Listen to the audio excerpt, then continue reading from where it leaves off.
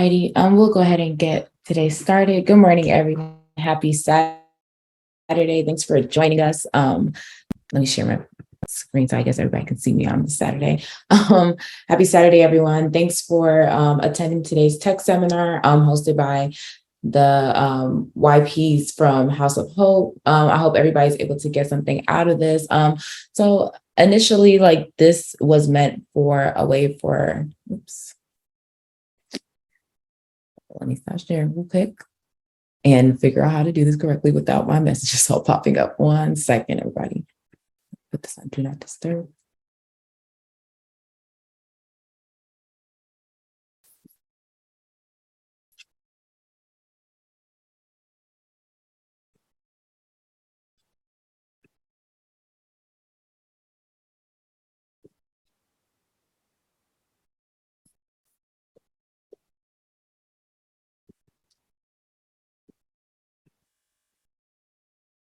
Sorry, guys. Even though I have a MacBook, I am still really not that great at using it, which is sad.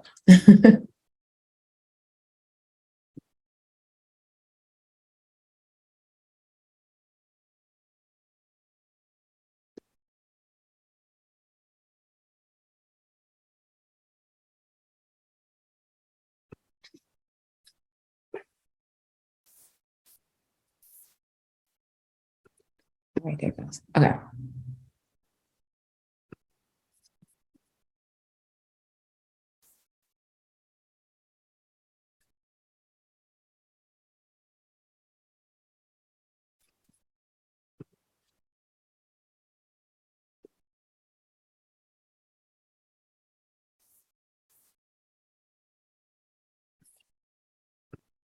All right, and we're back. Okay. So yes, so initially this tech seminar is just going to be a way for, all of our young people and even those in college or even like the older generation as a way for them to kind of like learn more about what exactly is the tech field, what's needed to succeed inside of this type of environment when it comes to interviewing, just workplace etiquette, what are desirable certifications or education levels or anything degrees that most employers in tech are looking for, and also how to market yourself out to employees through things like LinkedIn. So yeah, it's initially like this was just started as a way for you guys to be able to ask us questions and hopefully us be able to give you all the feedback you need and even just be able to give you guys the right push in the right direction to whatever you need, because there's so many different levels in tech. So for sure, like keep an open mind as we're going through this seminar and feel free to ask any type of questions that might be on your mind. There's no such thing as a dumb question. Every question has an answer to it. So if you do have any questions as we are going through this, please feel free to speak up.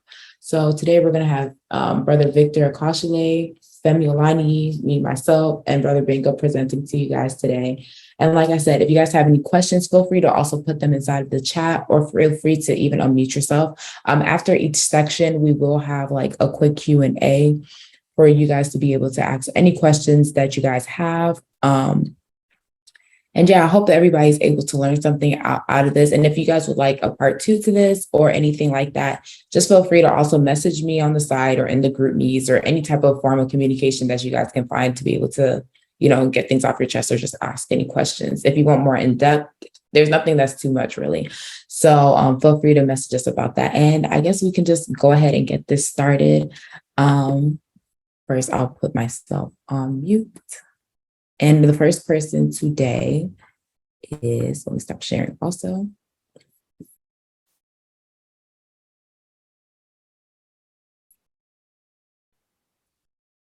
Sorry, guys, if I'm a little bit slow to this, because also I am very much used to using 2 screens at work. So using 1 screen is like throwing me like completely off. The luxuries. Yeah, I know. I'm like, how do people use just 1 screen? It's so hard. How did people ever manage? Oh yes. So let me share my screen again also to give everybody kind of like a rundown of what's going on. So this is going to be the tech seminar. It's very like brief. So first, we're going to have interviewing for success. This is Brother Victor Akashile. I don't know why I put Vic Akashile. I guess I'm used to calling you by another name. Then business etiquette, which is going to be held by me. Then connection building with LinkedIn by Femi Olani. And then after that, we're going to have desirable tech certifications, degrees, and skills, which is going to be hosted by Brother Benga Atilola. So we can go ahead and get started. So the first person that we are going to have is Brother Victor Akashile. So I'll stop sharing my screen. And yes. All right. Hello there, everyone. Thank you all for taking time to be here on a Saturday. I'm going to make one request if you can. I think that would be great. If you are able to turn on your camera, please do so. As a speaker, it's great to be able to see people's faces. As a speaker, it's able to, thank you, Lois, to be able to interact with folks. And also, because of the topic that we're talking about and seeing like everyone here is a professional, I'm not speaking as a know-it-all. I'm speaking as a peer.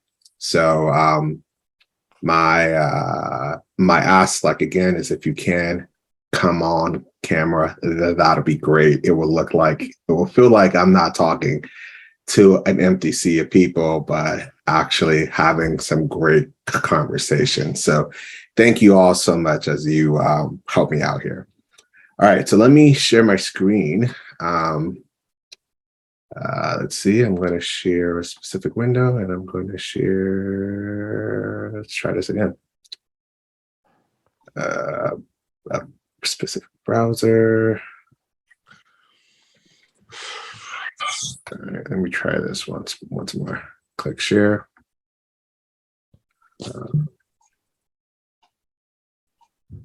All right, I'm not sure what you all are seeing. Are you all seeing the slideshow or are you seeing my entire screen? I'm seeing the entire desktop screen. I can see your slideshow, but it's like showing in the browser and then a presenter view on the side. Give me one moment. I'm going to try to. All right. Now you're seeing all of the weird windows at the time. I just see like two. I see the browser and I see the presenter's view. Okay, I'm just going to click out of the presenter view and now you just see like the browser, right? Yeah. I think that's Victor, before you start, is it okay if I ask you a couple of questions, just like so everybody can kind of know who they're talking to? Sure, no problem. Okay, so can you tell us a bit about yourself? Like, what was your journey through tech, or like what degrees and certifications do you hold, or just like a general overview of who exactly you are?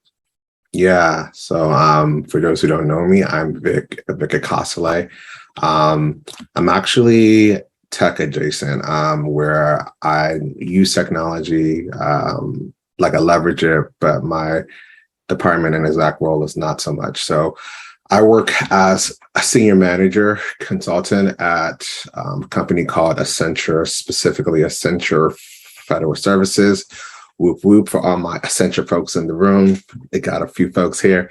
But yes, so what I do actually is I oversee the people strategy for a lot of tech roles, right? So I've worked in recruiting. I do a lot of work in HR technology and analytics, right? So I'm really asking those questions. What drives a quality candidate? How do we retain people? That's a big question nowadays. And somebody needs like to get paid more money. That kind of comes like to me too. But I tend to work on all things from the tech infrastructure to the people strategy. And I'll share more as we go here. But I've been doing it for quite some time, about 10 years or so. Wow. Okay. And I also realized that I did not open us an opening prayer. Sorry, Debbie. So yes, I'm gonna lead us into prayer. Father God, we thank you, Lord, for bringing us into this wonderful Saturday morning, Father, Lord in heaven. I pray that as we go through this whole seminar, Lord, I pray that everybody will learn something that will benefit them in the long run, whether they stay in tech or decide to go off in their own journey. Father, Lord in heaven, I pray that you will guide everyone's footsteps. Be with us, Lord. May this be beneficial to everybody, as I said before, Lord. And we thank you, Lord, for just bringing us all together as a way to glorify your name, but also to lift each other up. All right. You can go ahead, Femi. Sure. All right. So let me take it again and try to see if I can do the fancy presenter view. Let me see once again. And thank you, folks, for if you are able to come on screen here and be with me so that it doesn't feel like I'm talking to like an empty crowd. I'm much appreciated. Let me bring the folks here so I can see folks' faces. So the topic that I'll be talking about today is interviewing for success. And I have a few things to share, and then there's some QA at the end. But the point of this is to spark some conversation, is to be able to say, hey, have you ever been in a position like this, like before? And share your experience, all right?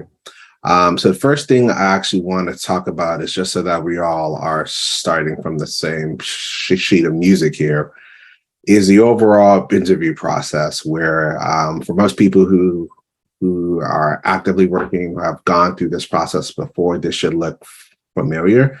Specifically in tech, there's a few things that happen. And, I think what I've shared here is a more robust interview process. This can be more condensed. Generally, if it's more than this, that feels like, is this process ever going to end?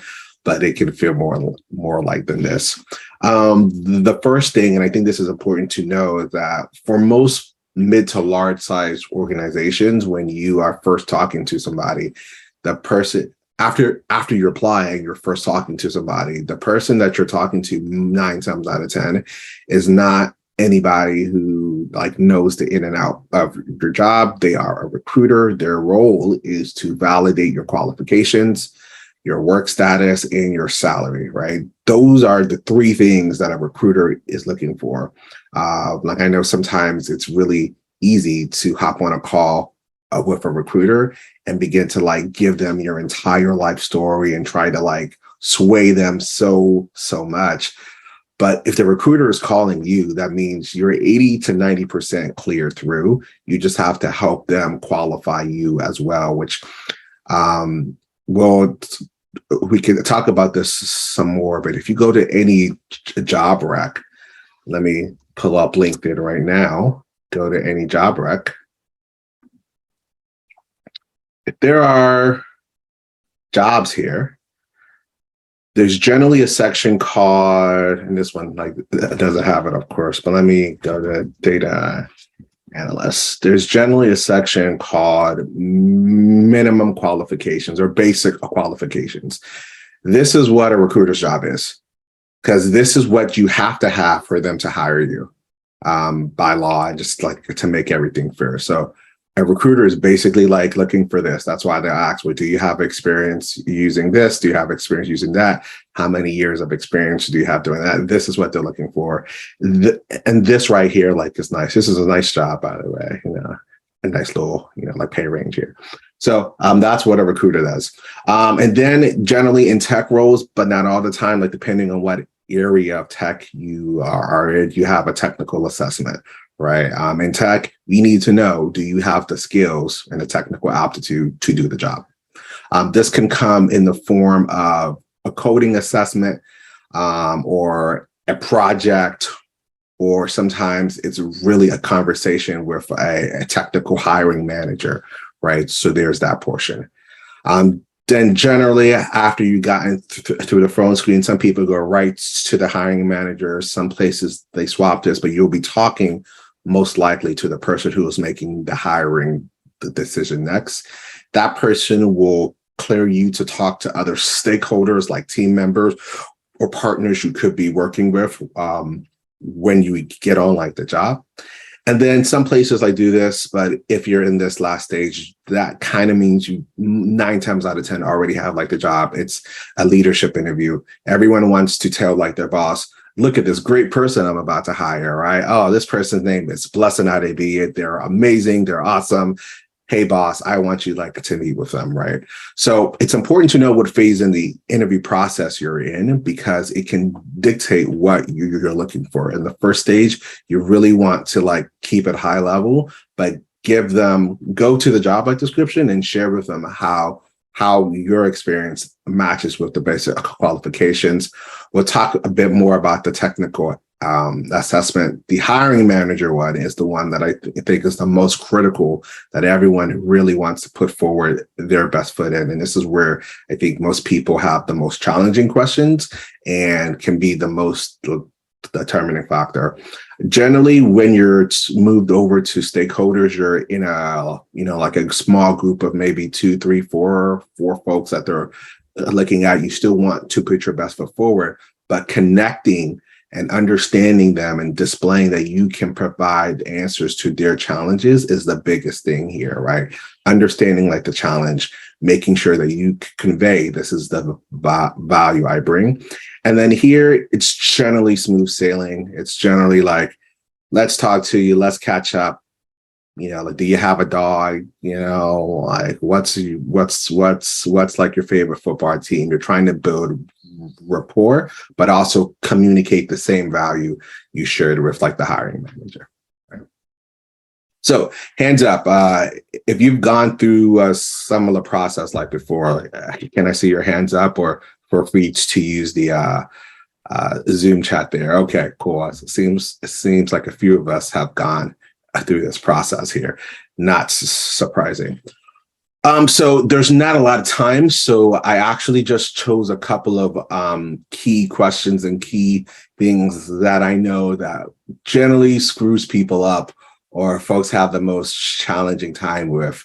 And one of the number one things I always hear from people is, how in the heck do I answer the question, tell me about yourself? Like, I gave you my resume. What more do you want to know, bro? Like, how do you even answer this question? Okay.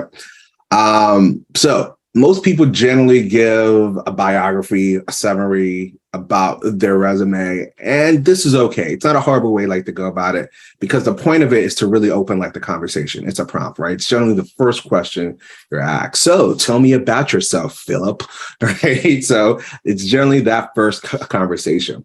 But there is a better way that I tend to coach people. Like when I tend to coach them. There's a better way to answer this question. Tell me about yourself. So rather than focusing on giving a biography of, my name is Afiz, I was born on a Sunday, I came here like on a Monday, what you can do is to provide overarching themes and the business value of your career. Right. And I have an example here. And this example is actually verbatim what I say during interviews, what people tell me. Hey, Vic, tell us like about yourself. So I'm just going to read it. So I could tell you that, like my first job is this, and then I worked here, and then I worked here, then I worked here. And that's how I'm sitting in front of you amazing people today. Or I can say this. Hello again. My name is Vic Akosile, and I'm based here in the Washington, D.C. area. Over the last 10 years, my career journey has really focused on 3 main themes: business technology, data visualization, and people strategy. You'll see in my resume how I started implementing technology systems for large enterprises. This is where I built a solid technical understanding on data systems. Then I built on my knowledge and shifted to data visualizations and Power BI and Tableau to provide business critical insight. Now I've added a strategic element to the work that I do and help businesses build out their people strategy, leveraging on the things I've learned prior in my career. So I'll pause here, but feel free to dive into any specific experiences you would like to know during our time like together. And then I usually say, but this should give you a great overview to start like the conversation, okay? Because that's the point of this question. The point of this question isn't to tell me everything you've done. That's in like your resume. The point is can you help open up like the conversation? And I like this layout, one, because I use it and I get a lot of interviews, but two, I think it breaks out a few things that are really like important. One, it orients the listener. Okay. It tells them again who you are and where you're from.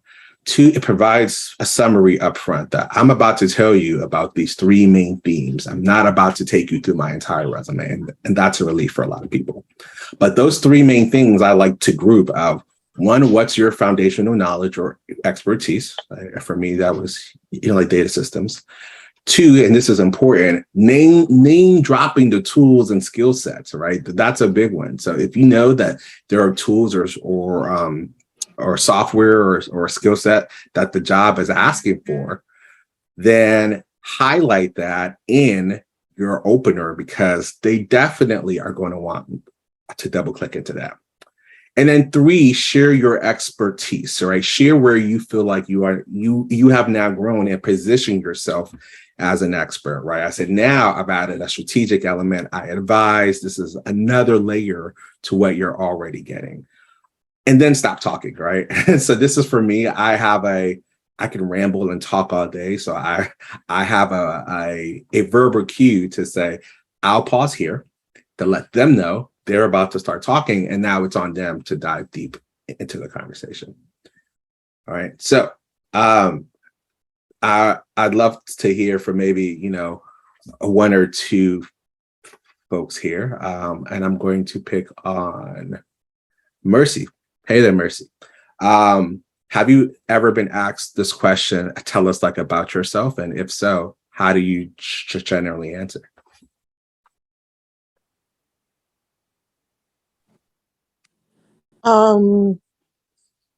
I think I've been asked this question. So my school had this career fair and we had to go to these employers and basically talk to them. I would basically just tell them, my name, my major. I'm a freshman. I talk about what scholars program I'm in. Basically, we sometimes regurgitate my resume. I would say, I have some skill in Python, this, that, and the third. But then I'd ask them more questions about their company, see how I could fit in there, and try to get their contact information. Oh, sorry. Excellent. Thank you so much, for sharing. I think that's actually not a bad way, to share your overall experience, especially if you're at that stage in your career, sharing your education. But I like what you were saying about sharing your skill set, and that's the biggest thing, right? So yes, you did say sometimes you regurgitate your resume. I feel like that's the easiest thing to do. But I think what you said around sharing your skill set, super, super important. Another common question. Tell me about a time when fill in the blank. Super common question that a lot of interviewers like to ask. And this can trip people up during the time here. But I like to share with, things that, again, a lot of us know probably have habitualized, but just want to bring to the forefront here. And actually, I made a typo here, but you'll see this a little bit later. One is to have already in the can, 2 stories that you can apply to multiple kinds of situations. Okay. So that one, that way you'll know, or you'll have the story instantly in hand. So you don't have to think about what the story is. You can think about, how can I apply it? I see for fees, this is his favorite kind of question. So glad to hear that.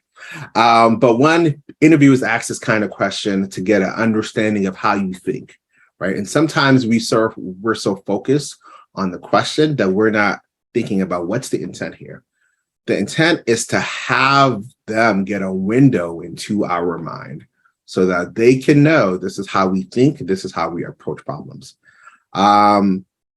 So again, instead of having to think about a story in the moment, having at least 2 good stories is the way to go. In a 30-minute interview, you probably can't answer this question more than twice just because of the time. In an hour long like interview, like you probably could. If so, if you're asked this question 3 times, so that's a lot. Just say, you know what, referring back to my first story, and then it feels like, oh, okay, full circle. But good stories, elements of a good story, they include times when you've made decisions in ambiguity. That's a classic one. Has there ever been a time where you had to make a decision with not enough information? Another one, working with difficult people. Tell me about a time where you had to work with somebody challenging. What did you do? How did you overcome that?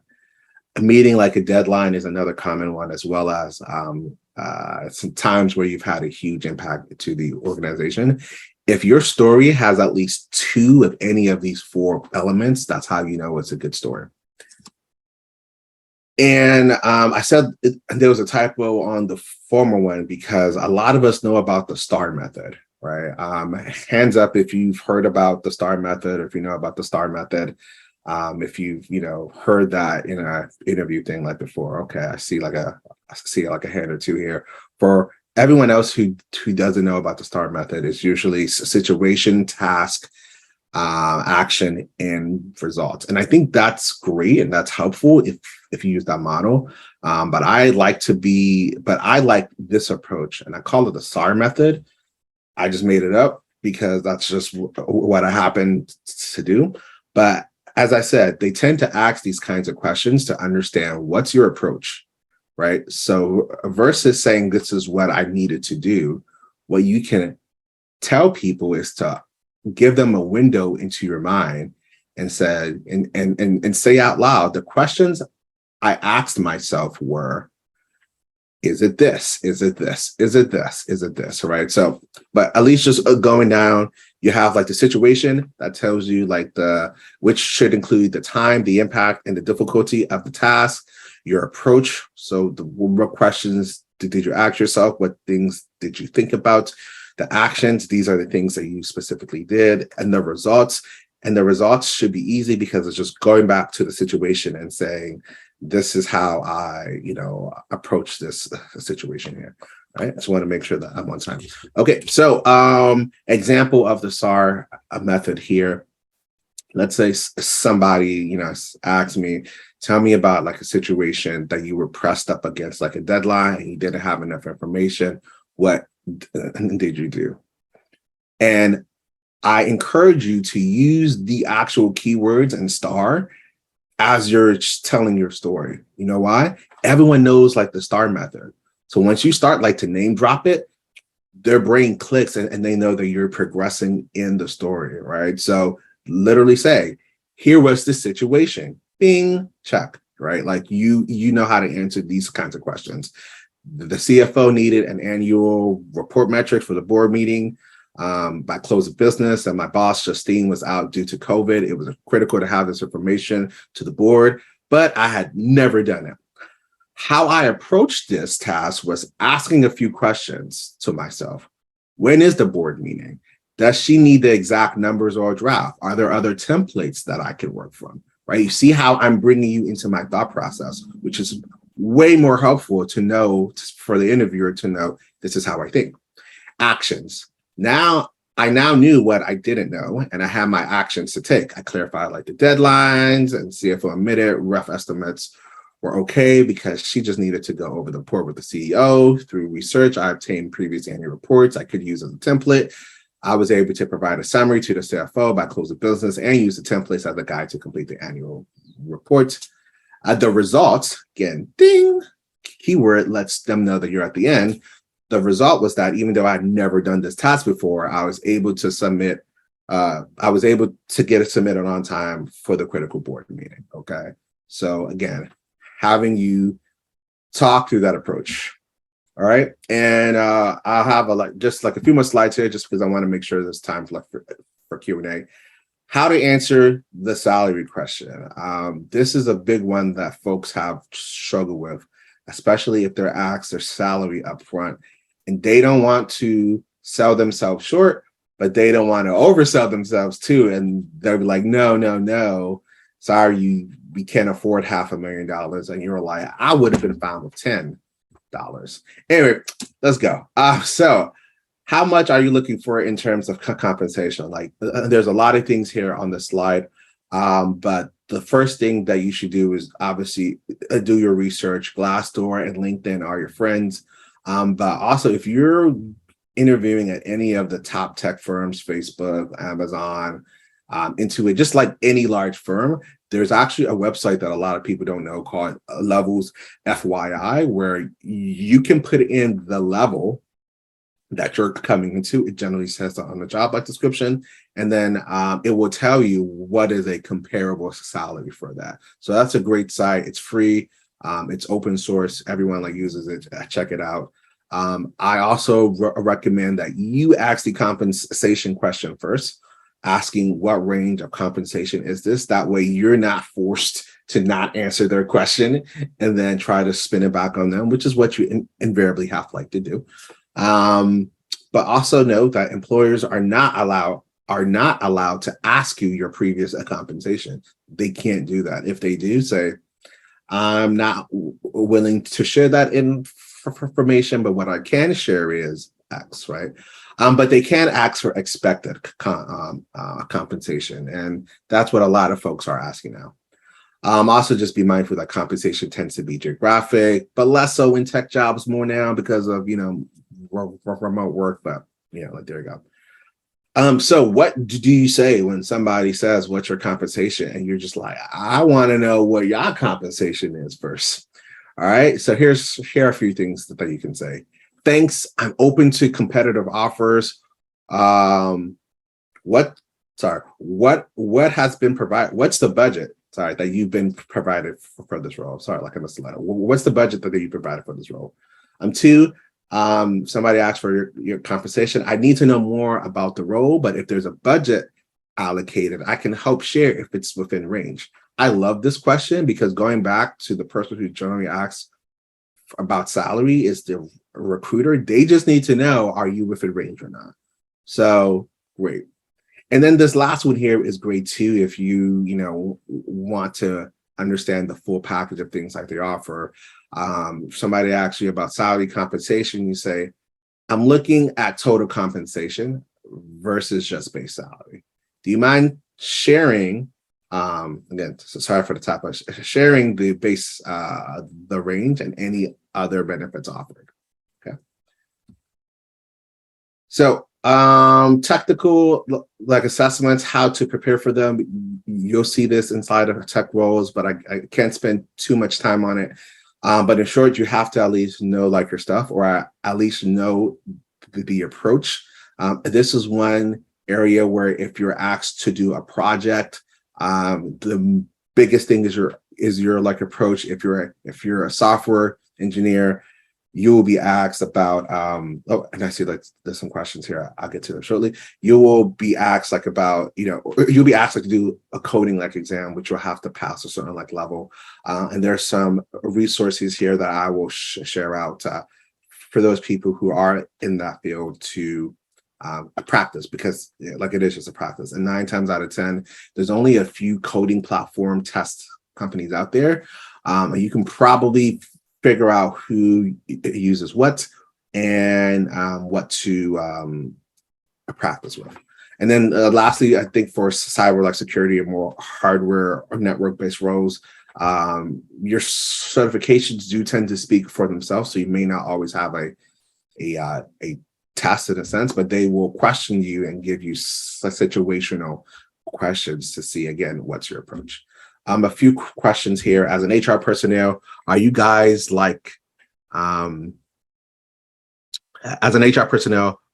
encouraged to start low? Or are you typically straight up with what you feel a person should get? This really depends on company culture.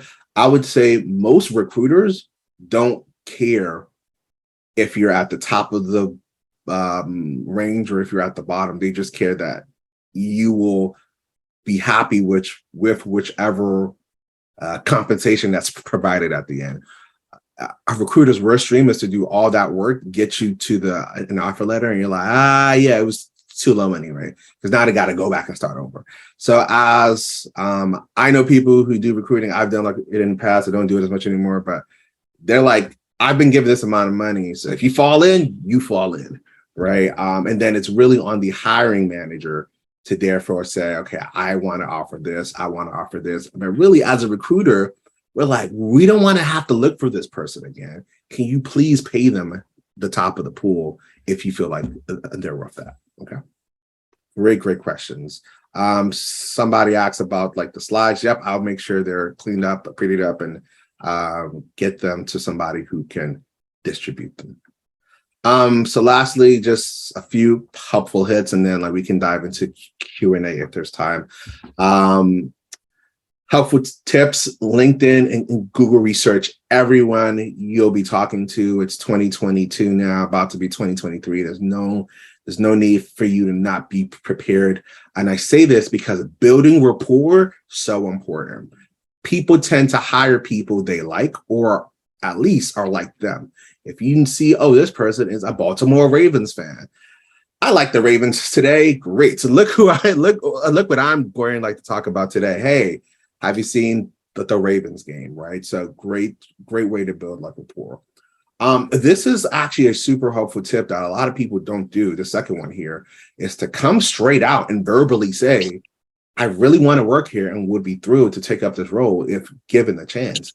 People want to give the job to people who want it. And if you say very bluntly, I want this job, so I'll be thrilled like to have it, that goes inside of like your favor. I missed one here too. Send a thank you letter. It's just nice, if you can. If you can't, it's not a big deal, but it does make a difference sometimes, not all the time. Asking like the question, and this is a question that I ask often, is where do you need the most help right now? And how can someone in this role help? That's a great question because it forces the person to think, what is my immediate problem that this person in this role can help solve? And now you know that. And now what you can do is to say, oh, I can help with that. This is how I ABC XYZ, right? So you focus that person to tell you what their immediate impact is. So you can provide that instant impact when you come on board and they can see you as a person like doing that. Find ways to relate projects you've done to the things that the interviewer has said. Send a follow-up thank you email. They matter to some people. I don't like to do that, but I just remember there was this job opportunity. I actually didn't want like the job at the end of like the day, but they called me and told me that I was the most qualified, but I didn't get the job because the other person sent a thank you email. So do you mind to send like a thank you email? And I was like, really? Whatever. But they matter to some people. Okay. So that's it for now. I think I'll lean on Temi to know if we do have time left for QA or if there are like new questions. But that's all I got for now. Temi, do we have time for questions or no? I'm leaning towards yes, even if we don't have time, because I really like this segment. So I would for sure say, yeah, we can go ahead with the Q&As. Okay. All right. Well, let's see if anybody has questions. Feel free to come off mute, raise like your hand, and we'll take things from there. Fees, buddy. What's up, man? Hey, good morning. And sorry, I'm not on camera. I'm not, kind of just rolled out of bed. So, but yeah, okay. My question is kind of just going back on the going back to the questions of the sorry, give me 1 second. I had it written down somewhere so I wouldn't forget. Mm-hmm. Was a question about the situational questions, tell me about a time when, that was something that tripped me up a lot when I was early in my journey looking for opportunities. So I was like, well, I haven't been in some of these situations. So what am I supposed to say? Yes. So I found myself in interviews, trying to make up scenarios and then tripping up on my scenarios. That didn't even make sense. Mm-hmm. So for people, let's say people for example, Mercy, who's still in college and may not have some of these experiences, and for specifically something like say conflict with a coworker, or how do you deal with this person and that person? I'm I never had issues with anybody, but I was trying to make up stuff. So how do we address those questions, in a way that will still kind of just get us through? Well, I guess get us through the door, but in a way that's for lack of better words, as plausible Yeah, in yeah. the process? Great question. Actually, like, especially that conflict in the workplace stuff. So many people are like, I don't beef nobody at work. Right. Right. So, and this is why, like, I go back to what's important about that question is about your approach, right? So, literally saying, and I've said this too, and I've coached other people say this, you know what? To be fair, that situation has not occurred in my career, or I haven't had the pleasure of having a conflict in a work kind of situation. However, if that's what's like the situation, this is how I would approach it. I would first A, B, and C. That way you still answered the intent of the question, even though you don't have that experience there, because the experience doesn't matter, right? They can't ask you every question that they need to prepare you for every situation like you're being on the job. They just need to know, do you have the critical thinking skills to think through a challenging situation? Okay, that was really good. Thank you. Great question. Who's next? I have a question. Do you think, or not do you think, but can recruiters tell when you're lying and making up a story? I think the good ones can. Most are like, okay. Again, if it's a recruiter, going back to what their job is to validate your qualifications, work status, and salary. So they're going literally on what you tell them. So it's best not to like be like, okay, I know how to do machine data engineering learning, and then you get to the technical assessment and you just bomb. So like I wouldn't, do that. But I think if you're talking about a made up story, I would just tell them, again, like going back to what Afi said or asked, I haven't had this experience, but this is how I would approach it, right? I think most recruiters understand that these questions are like coming out of the wazoo, but they need like to answer them. It's on you to bring a dose of reality, and you come across a whole lot more genuine, actually. So it's good. Thank you. Mm-hmm. Who's next?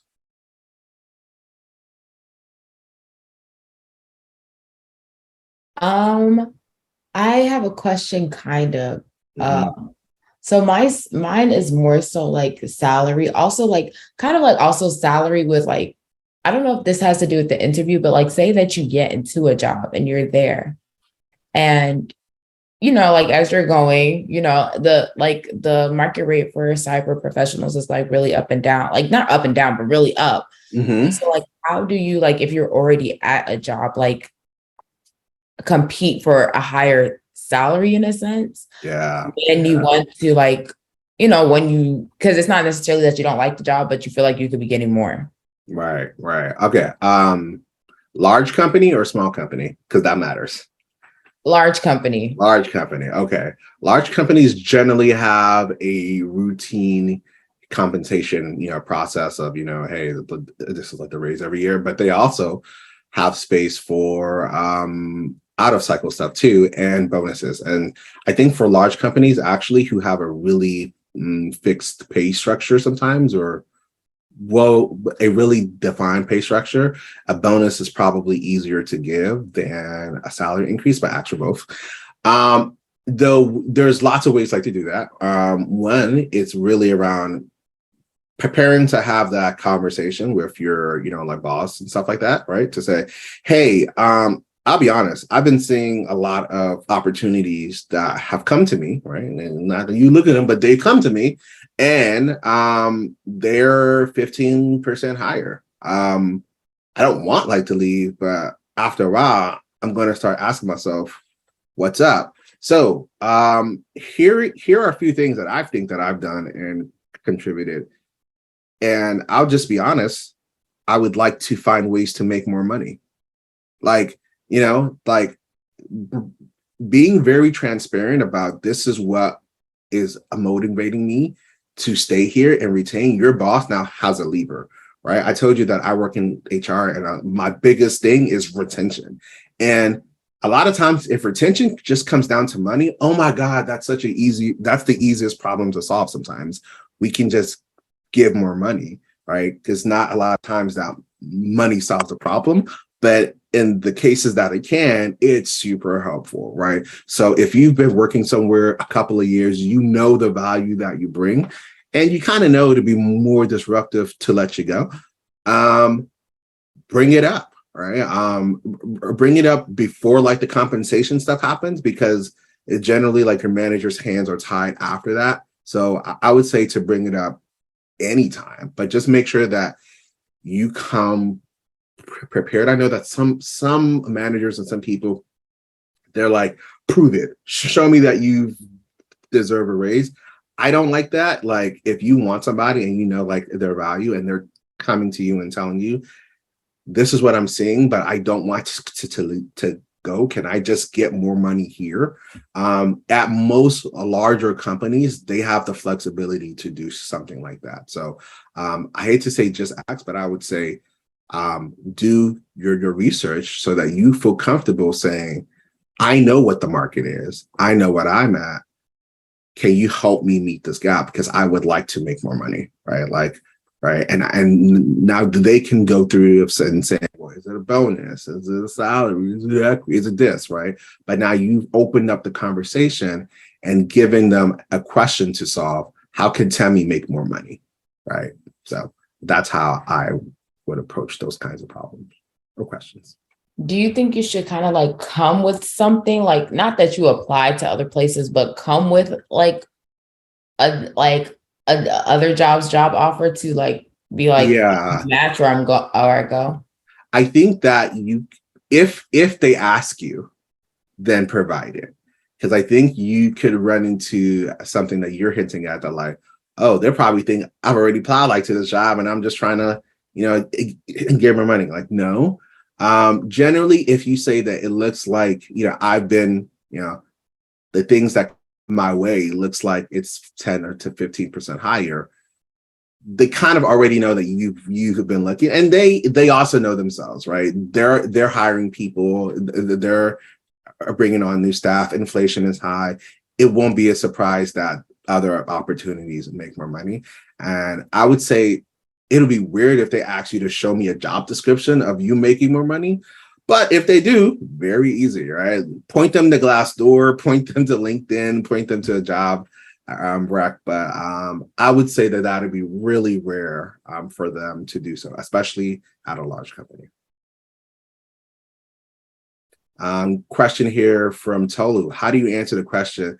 List any interviews or offer deadlines you currently have. And if you're speaking, oh, yes. This is when the recruiter wants to know. So are you like talking to anybody else? It's like you're dating, and they're like, are we exclusive or not? Right. I always tell people that I am on the job market and I am looking. And if I am actually interviewing, I'm just very transparent, right? Because they are asking because they need to know, should they speed up the process with the hiring manager? They're not asking just because if you say yes, they'll be like, oh, bah, right? No, they need to know, can we go? Should I try to get this expedited if you are the type of candidate that we'd want to hire? And what's interesting is that recruiters know good candidates have multiple interviews. So it's not a account against you if you are. In fact, it lets them know, yo, I'm hot stuff. I'm on the market and I got lots of options.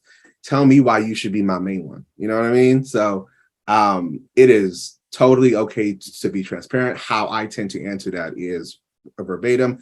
Yes, I'm in the early interviewing stages with like a couple of places. I haven't made it thus far, but I will let you know if any of those progress. However, this is the current opportunity that I am focused on. Lets them know, like you're out here like mingling, but you want this one to be my main one. Okay. Great question.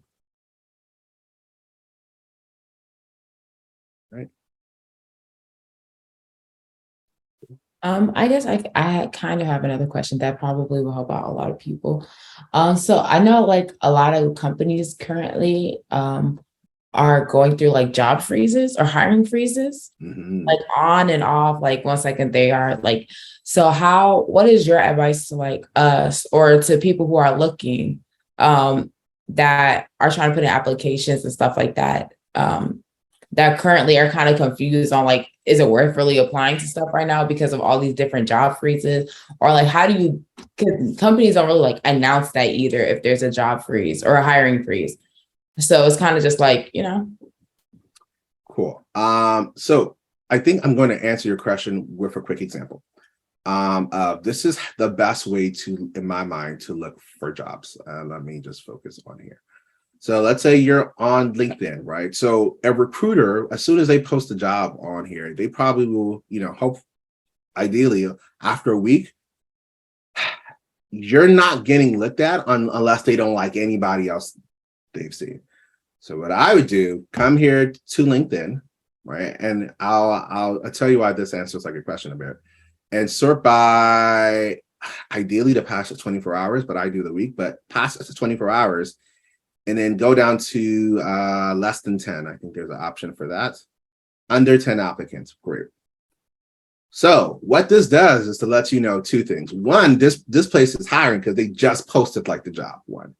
Two, you're amongst the first people that they're about to see. So you have a higher opportunity of being seen in this job, right? So there could be a hiring freeze at some place, and you won't know that from like the outside. But what you can know is, are they actively hiring? And if they just posted a job, they're actively hiring.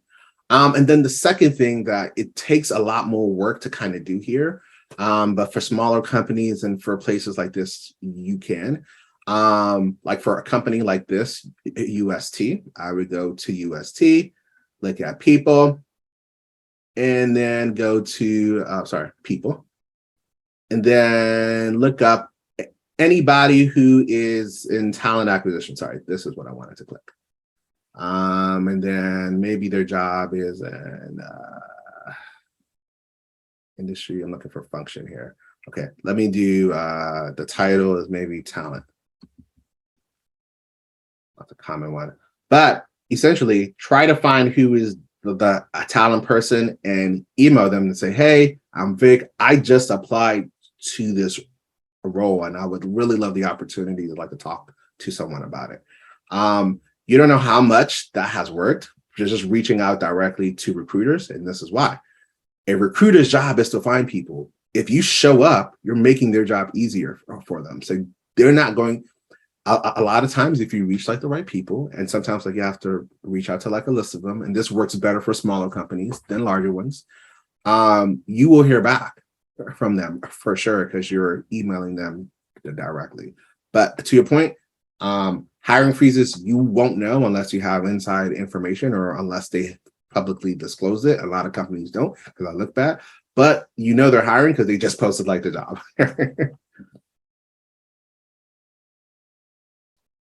thank you for that. Mhm. That helped a lot, or that answered a lot, because I even wonder that with my company. I'm like, how do you guys like really inform people about like hiring freezes, or how does that usually go? But Knowing your company, they probably don't announce that out loud. yeah, not at all. They just tell us randomly and they'll be like, yeah, Yes. we're going through a hiring freeze. So yeah. Mhm. All right, cool. Any more questions? Any more thoughts here before I signed off? All right, very cool. Well, thank you, folks. I really appreciate the honor for you all having me like a hosting me. I will send the slides to you, Tammy, after like I clean them up. And if you do want to reach out to me and send me like an email about questions about like anything career-wise, I'm dropping my email in the chat here. Shoot me like an email and I will hit you up and then we can talk more. This is my number as well. So. All right. Thank you so much, Femi, for sharing with us. I really enjoyed that segment. So right now, guys, we're gonna just take like a quick 5-minute just like break, and then reconvene here again for the next section. So yeah, everybody can go ahead and get yourself some water, whatever you need, and we'll meet right back here. Cool.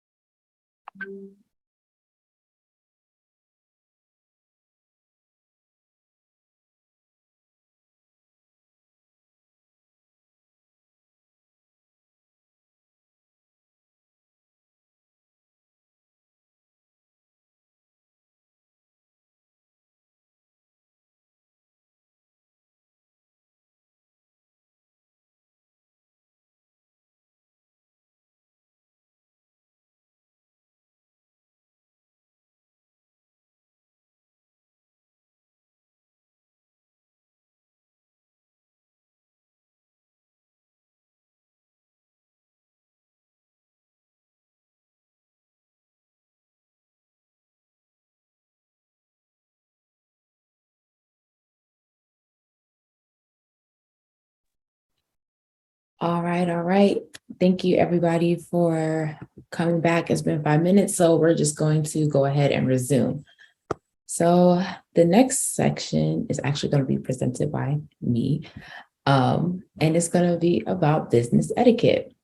Just another part of all that goes into just professionalism and even being in this workforce. A lot of times, like especially these days, everything is more so like on like remote. Like now I'm remote actually usually, and I only go into like the office every like what 6 months. I don't know. I think I've only been in the office once this year, and that was like last week or this week actually. So I work remote, but still professionalism in this workforce is very important. And I guess this would be more so like something that you should be considering still while you're in the application process, but also like after you do get hired to a job.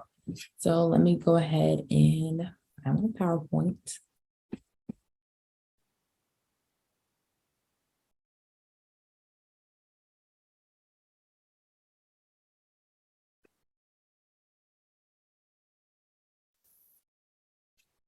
All right, I told you guys I am horrible with using just one screen, so I'm still even trying to get used to it. Okay. All right. Can everybody see my screen? I would just say yes. No.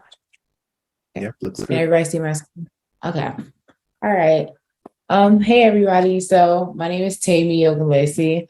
I've been working at Leidos since 2018. I first started off as a software engineering intern. I think Femi's even on here. He was a software engineering intern for Leidos too at one point, but on a different team. But yeah, I was a software engineering intern from like June 2018 till December 2018. Then after that, I transitioned to full time. I currently work as a cyber intelligence analyst, and I've been working as a cyber intelligence analyst literally since 2018. So yeah, that's my career journey. I've been at the same place since I started my tech journey. I guess my undergraduate degree, I got my I got my bachelor's in information technology, but my concentration was cybersecurity. And then just last year, I finished my master's program at UMBC. I was a master's of professional studies in cybersecurity, and I got a certification in digital forensics from UMBC. So yeah, that's just my educational journey too, I guess. All right. So I'm going to be focusing on workplace etiquette or business etiquette. So what exactly, if anybody can come on from mute, what exactly do you consider to be business etiquette? One volunteer is all I need. One volunteer is all I need, and I will continue. How you present yourself at the workplace? Yes. So essentially, that is a good example of what business etiquette is. It's like an unspoken code that governs, like, social behaviors in the workplace, how everybody interacts, socializes, and also how you uphold yourself as a business professional inside of the workplace. So first, I'll start with first impressions.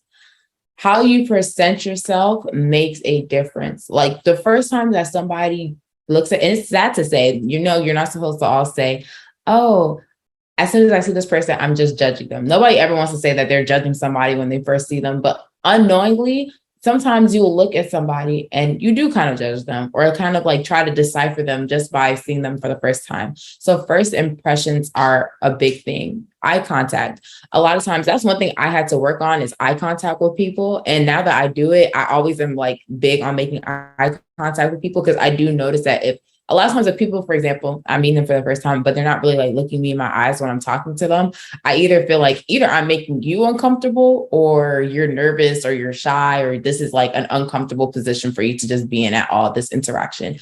So eye contact is very important. Dress code, how you dress, and also especially during interviewing processes, even though like these days most interviews are done remote, there are still times when people do have to do interviews in person. So that's going to be also your first impression with this potential person that might be able to hire you. So of course your first impressions mean a lot.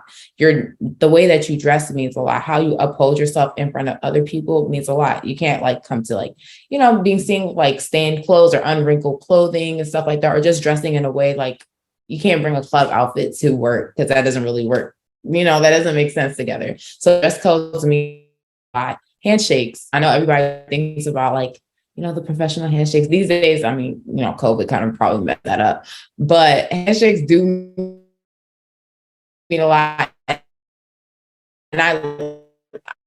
I wish we were on a handshake that you're like literally squeezing the life out that person's hand, but a very firm, assertive handshake does make a difference. Your personal appearance, like I said, your body language, tardiness. If someone's meeting you for the first time, the last thing that you want to do is leave somebody waiting. Do not leave people waiting, especially when they don't know you that well. Because even if you do have an excuse for it, they're going to kind of be like, this is my first time meeting you. And it might put a bad taste in their mouth when it comes to you. And your attitude. Don't come in there with like, like a stank attitude or anything. The way that you present yourself to somebody really matters. For me, I can be very like unknowingly very stush in the face, like, and I might not necessarily notice it, but when I'm first meeting somebody, I make sure to try to smile as much as possible and give them like that welcoming feeling that if they want to talk to me or ask me any questions, they're perfectly free to. So be very like mindful about the attitude that you have, especially like a lot of us have that face, like you don't even unknowingly making a face that might throw some people off or not be very appealing to the other person. So what people think does matter. Learn names. For me, it was hard for me to learn all of my coworkers' names sometimes, but as you do get into the routine, it shouldn't be like a month later and you still can't name this person who's been sitting next to you for that whole month. Like, so because when you learn people's name, it also puts it on a more personable level with that person that you can relate to them, or at least it's just a sign of like, I know who you are. So try to learn people's names. Don't judge people's importance in the workplace irrationally. You might look at somebody and be like, oh, he doesn't really give off that vibe that he's like such a big person or that he does a lot. Like, oh, I probably do more than this person. Do not make irrational judgments about people's importance in the workplace, because you'll be surprised how many people are on like managerial levels that will still be out on the floor with people who are lower than their tier necessarily. And if you're just judging based off of where you're at or judging somebody irrationally based off of that, you can break a business relationship that had potential in the first place. Do self-assessments also on yourself. Like, how am I presenting myself to people? Like, if I was that person, would I want to come and talk to me? Or do I feel like I have things that I need to change in order to make myself more, open or presentable or forthcoming with other people that I might not know? Do not overshare. Do not overshare inside of the workplace. It might be a little bit hard to do sometimes when you do get to a point of comfortability with people that you see over and over, especially when you were in, like, I started off inside of an office before we moved remote. We moved remote because of COVID.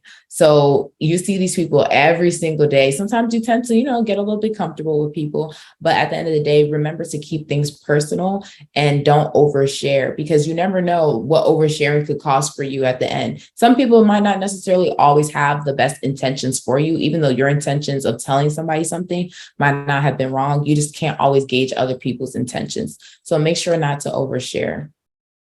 Respect everyone's boundaries and personal space.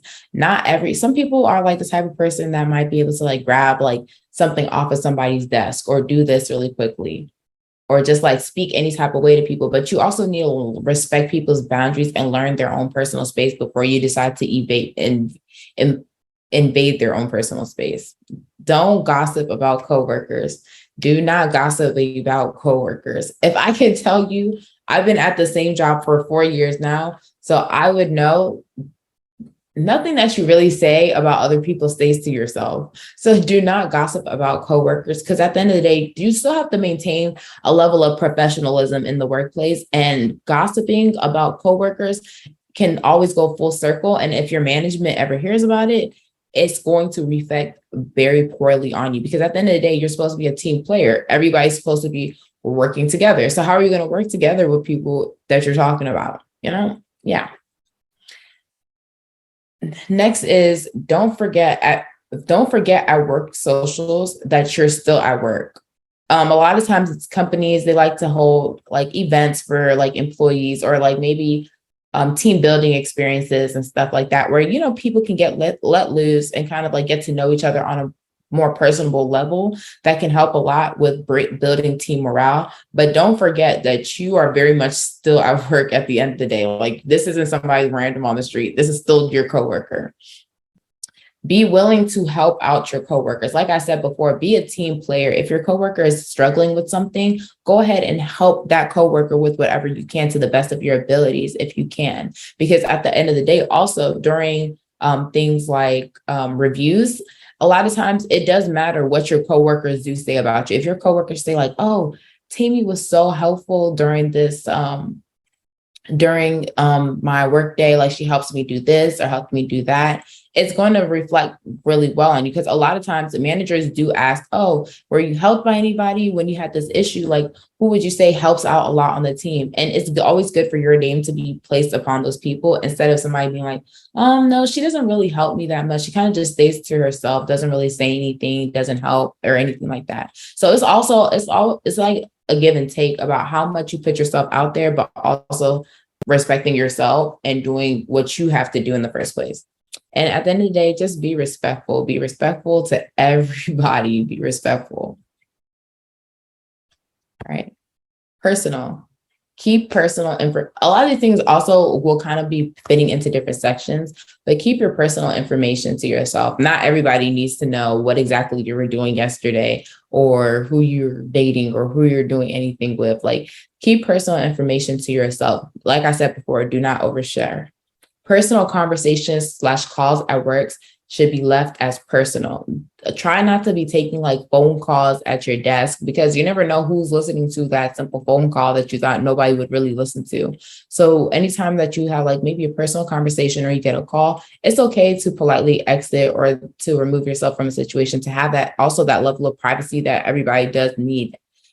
Don't bring your emotions into the office, because a lot of times, like, you never know, like, everybody has their own personal lives outside of work, but try not to confuse personal with professionalism. Like, if you're having an issue outside of the work, and also these days, it's okay to have an off day. Everybody has an off day.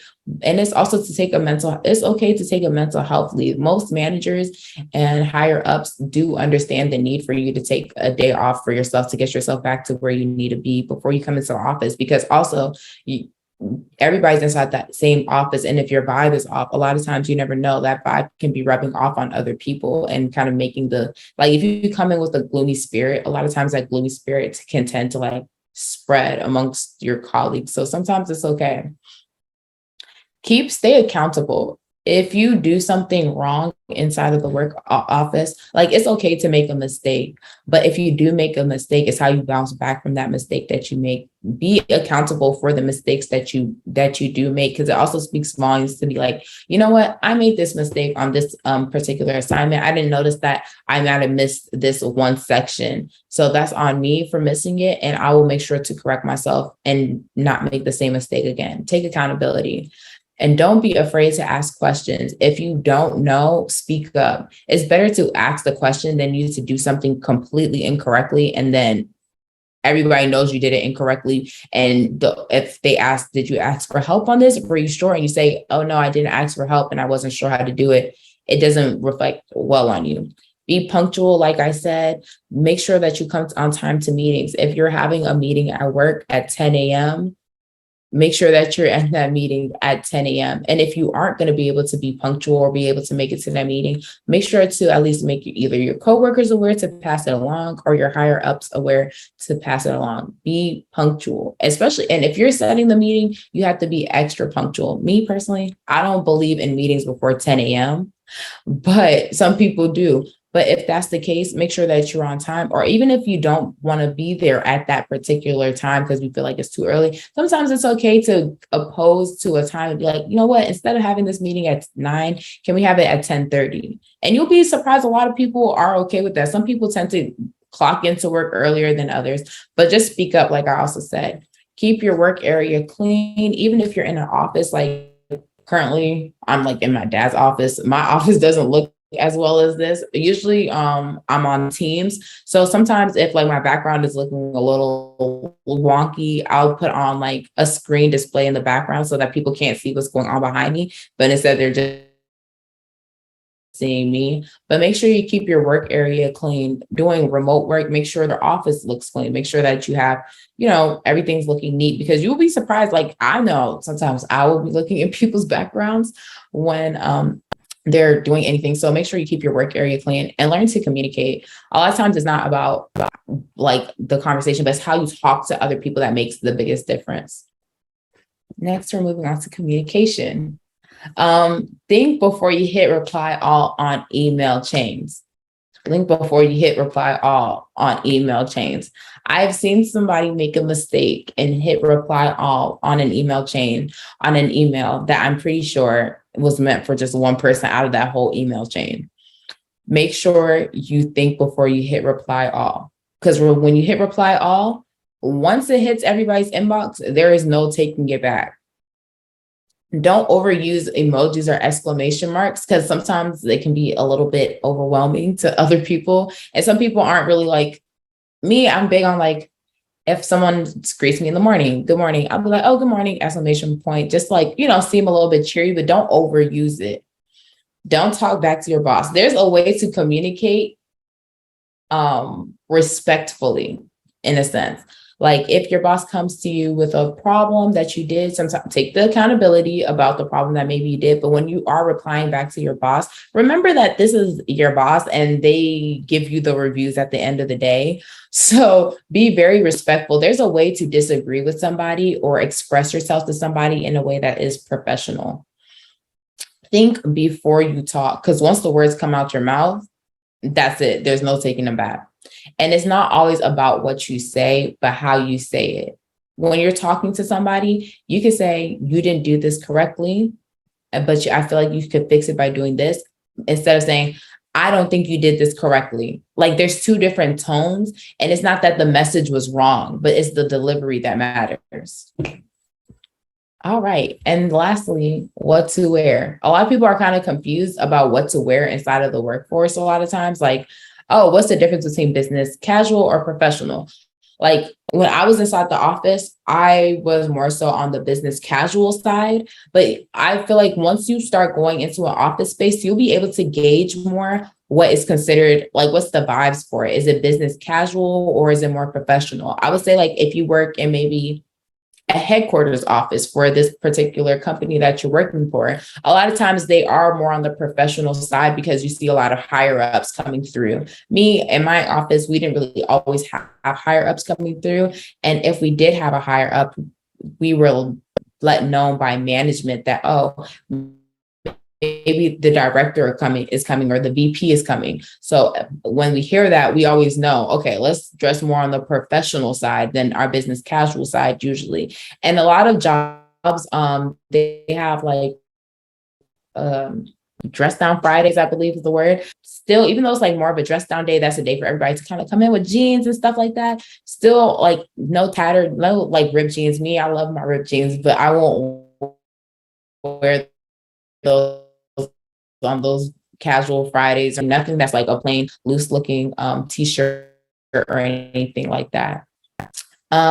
So here, if anyone wants to take a picture of it, this is kind of like a good example of the difference between business casual and casual. Usually business casual, more like nice blouses and sweaters and cardigans, like, and stuff like I'm wearing a cardigan right now, or like professional more so would be like, the suit jackets, the ties. Like usually men, when they're doing business casual, they're more so wearing like a polo shirt or something like that. Not really like ties or anything. Just like a nice collared shirt, some slacks, some type of like khakis or something like that, instead of like suit pants and stuff like that. And women, usually, the same thing, khaki pants and like some nice skirts, but also make sure when you're wearing a skirt that your skirt is like an appropriate length, that nobody is saying like, oh, your skirt is too short. Usually, like, depending on who your management is, might not say it, but might say it. But at the end of the day, just like keep that level of respectfulness to yourself. Also, when you put your arms down, this is like the biggest thing to tell if your skirt is too short. Look at how far your skirt is from your fingertips. That's going to help you a lot in knowing like whether or not your skirt is too short or not. Because at least I was taught this in school, is like your skirts should be longer than your fingertips, or at least reach the end of your fingertips. If it's shorter than that, then your skirt is probably to go into a workplace. But yeah, that's it from me. Does anybody have like any questions for me or anything like that? Stop sharing too.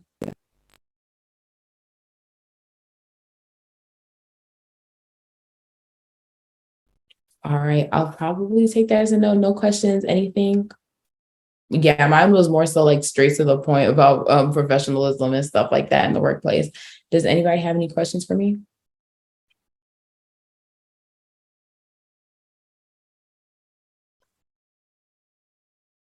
Oh, I see a question. You can go ahead and unmute yourself if you do want to ask your question. Yeah. So you had mentioned, when you're talking with coworkers, to like not make things too personal, don't overshare information. So I was wondering if you had any thoughts about like, because for some coworkers you realize that there's a lot of that you get along well. So I was wondering if you had any thoughts about like managing that relationship of coworkers that you can see yourself also being friends with. Okay. Actually, yeah, I completely get this question. Because I have a coworker that me and her are actually like really like cool outside of work. Like we can hang out. Like sometimes she'll bring her niece, I'll bring my siblings, and we'll all like hang out and stuff like that. Or I'll go to an event that maybe she's having and she invites me to.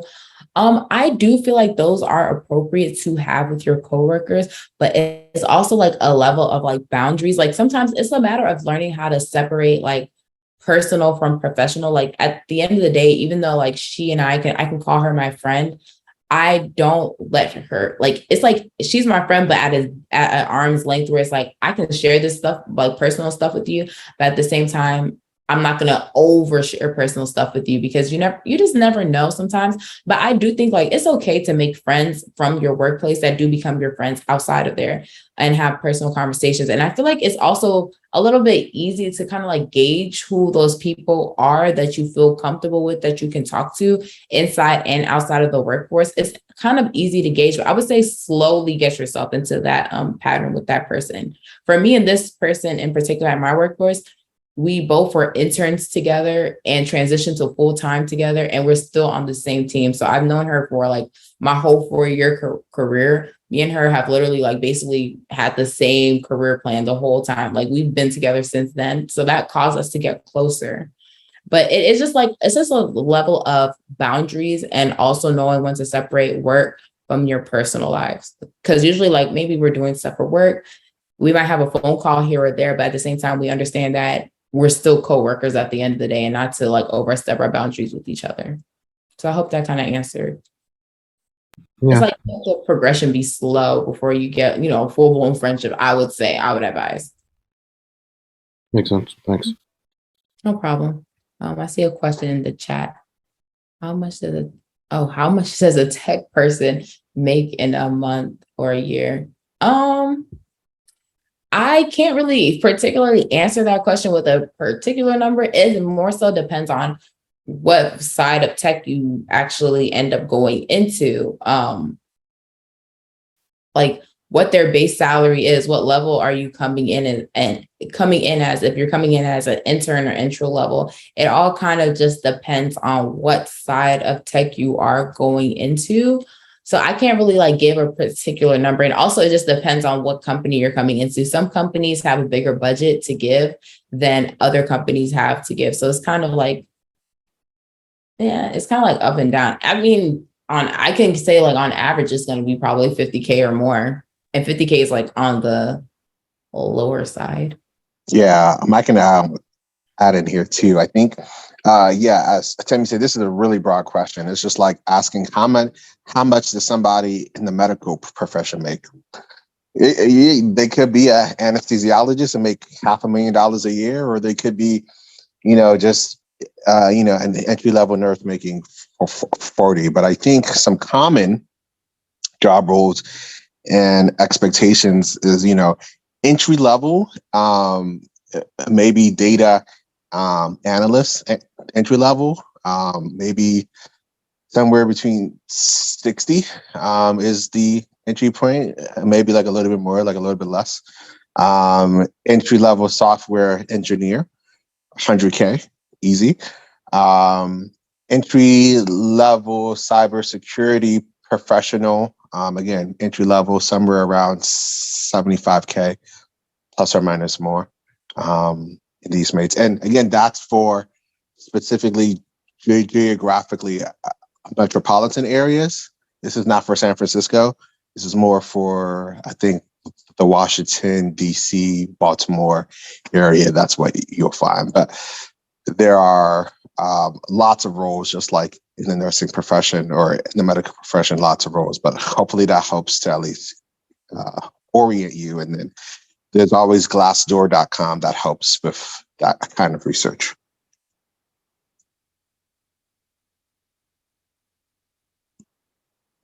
Thank you so much for answering that question for me, Femi. I for sure feel like you answered it more better than I did. Is there any other questions from anybody else? All righty. Oh, also, Yes, I have a question. Mm-hmm. So you talked about helping coworkers, and how would you handle a situation that a coworker is taking too much advantage of you helping them? Okay, that's a good question because I kind of went through something similar recently. So when that does happen, I would say, if you're helping them too much, I like to, so a lot of times before my coworker might like get on a phone call with me about a question they have, I ask them like gauging questions like, what have you done to be able to answer your own question? Have you looked at this? Have you looked through these procedures already? So I like to do things or ask them questions about stuff that they've done, or ask them questions that would get their brain kind of rolling. Like, did you look at this before you came and asked me? Probably not like that, but like, did you look at this? Or did you look at that? And also, if it does start to become a problem where you almost feel like your coworker is kind of like far behind, like it's getting to the point that it's like, not that you need help, but you just don't know stuff, I would say to let your management know, or to handle that too. That way that management can kind of like, maybe management wasn't doing enough training before they got this person to the level that they are, and kind of take a step back to look at this individual. But if it's getting to the point that it's like disruptive to your own, to you completing your own work, I feel like there's nothing wrong with letting your management know. And I also feel like if that does happen, also, you can be the person that suggests like maybe having some more documentation on certain things that the person's asking for. Like maybe say something that the person genuinely didn't know and there's no documentation for it. You could probably be the person that suggests, hey, maybe I can write up this documentation and it can be here for anybody that's new or has questions about it so that they can have a reference place. And also it does look good on you when documentation is done and procedures are done, because it does help a lot. All right, makes sense. Thank you. Mm-hmm. All righty, any other questions? Alrighty. And also, side note, this is kind of going back to like the previous, like, or my slides and stuff like that. When you are working remote, not all the time will your job like ask you to turn your cameras on. At my office, I think I've turned on my camera like once in like months. It doesn't happen that often, but also make sure that when you're presenting yourself, you're also presenting yourself in a way that looks like good on camera to the people that are going to be seeing you. Like right now, like I have sweatpants on. I'll just admit that I have like pajama pants on, but make sure from like the waist up, like you're looking very good to be on camera. But yeah. Any other questions for me? Alrighty, we'll take another 5 TMI. We'll take another 5-minute intermission, and then we'll move on to the next section.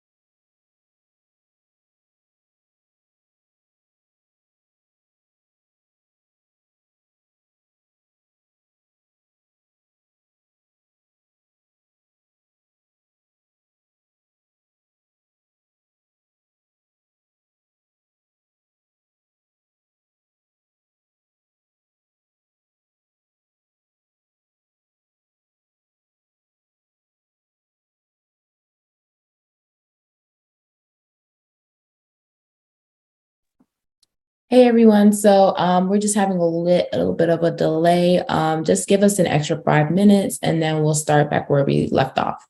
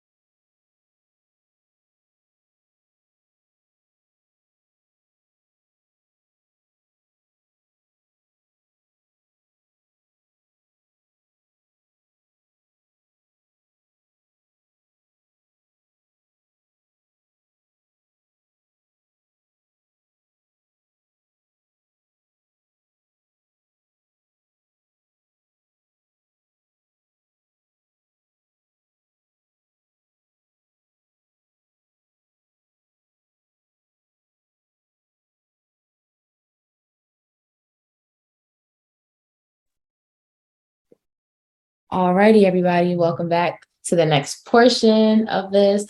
Next, we're going to welcome Brother Benga to present on his portion of it, dealing with skills, certifications, or degrees that, a lot of people or that are desired in the tech role. So go ahead, Brother Benga. Thank you for joining us. Thank you, Tammy, and everyone for joining. Good morning, afternoon, or evening, depending on which time zone you are in. As Tammy said, I have been asked today to just talk a little bit about tech skills, certifications, and degrees. So let me just share my screen here and make sure everything is working as planned. So can everybody see my screen? Yep, I can see it. Awesome. Can everybody hear me okay? All right. Thank you for that confirmation. Awesome. All right. So my name is Olubenga Atiwola, and just a little bit of a background. I've been blessed to have been in tech for, I would like to say, over 2 decades now. I've been blessed to have had different experiences and opportunities. So I'm not coming today to speak to you necessarily as an expert or to do a brain dump. It's just me sharing from my experience, and it's a good thing that we also have some other tech professionals that are here. I see Afiz, I see Lois, I saw Philip earlier. So feel free to jump in. So like I said, I'm just going to be sharing today. I've always been interested in technology. Since I was a kid, I wanted to be an engineer. My first degree was in electrical engineering, even though I always wanted to study computer science. I have a master's in computer science. I also have an MBA. People often ask me, what do I really do? I often joke that I can't tell you unless I have to kill you. But all jokes aside, I'm a cybersecurity consultant. My focus is on strategy, on enterprise security architecture, and on risk management. And that's where I focus. And I also consider myself an entrepreneur. So that's a little bit about me. If you have other questions, I can answer them later on. But let's get into the core thing of why we're here. I am a believer, and that's a part of who I am, and that extends to all aspects of my life, whether it's in relationships, whether it's in business or profession. So I often share the things that inspire me from my faith and tied into the Bible. And there is a scripture in the Bible from Hosea 4:6 that says, "My people are destroyed for the lack of the knowledge." It's speaking specifically to knowledge in a specific type of area. So if there's an area where we are not doing so well, what this scripture is saying, well, that means we lack the knowledge and the understanding and the wisdom in that area. Same thing applies to whether we are trying to build our careers in technology or relationships or anything of that nature.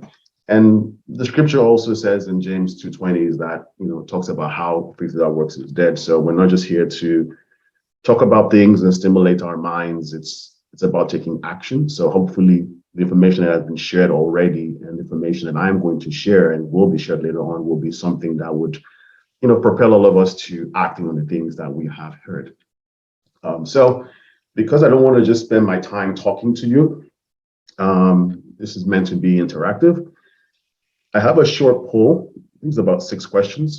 You can either go to the URL on your screen, or you can scan the QR code and just answer a few questions.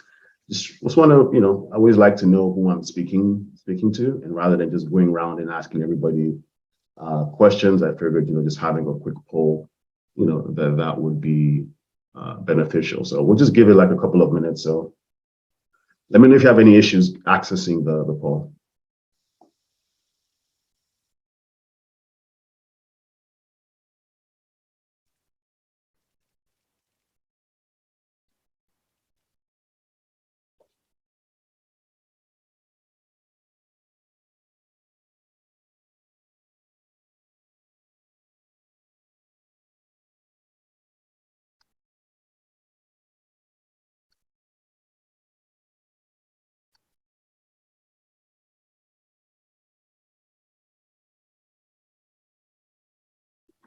Okay, looks like we have 3 people who have started. Nobody is done yet. Just give it a couple more minutes and we'll jump right into this. 4 people on the way.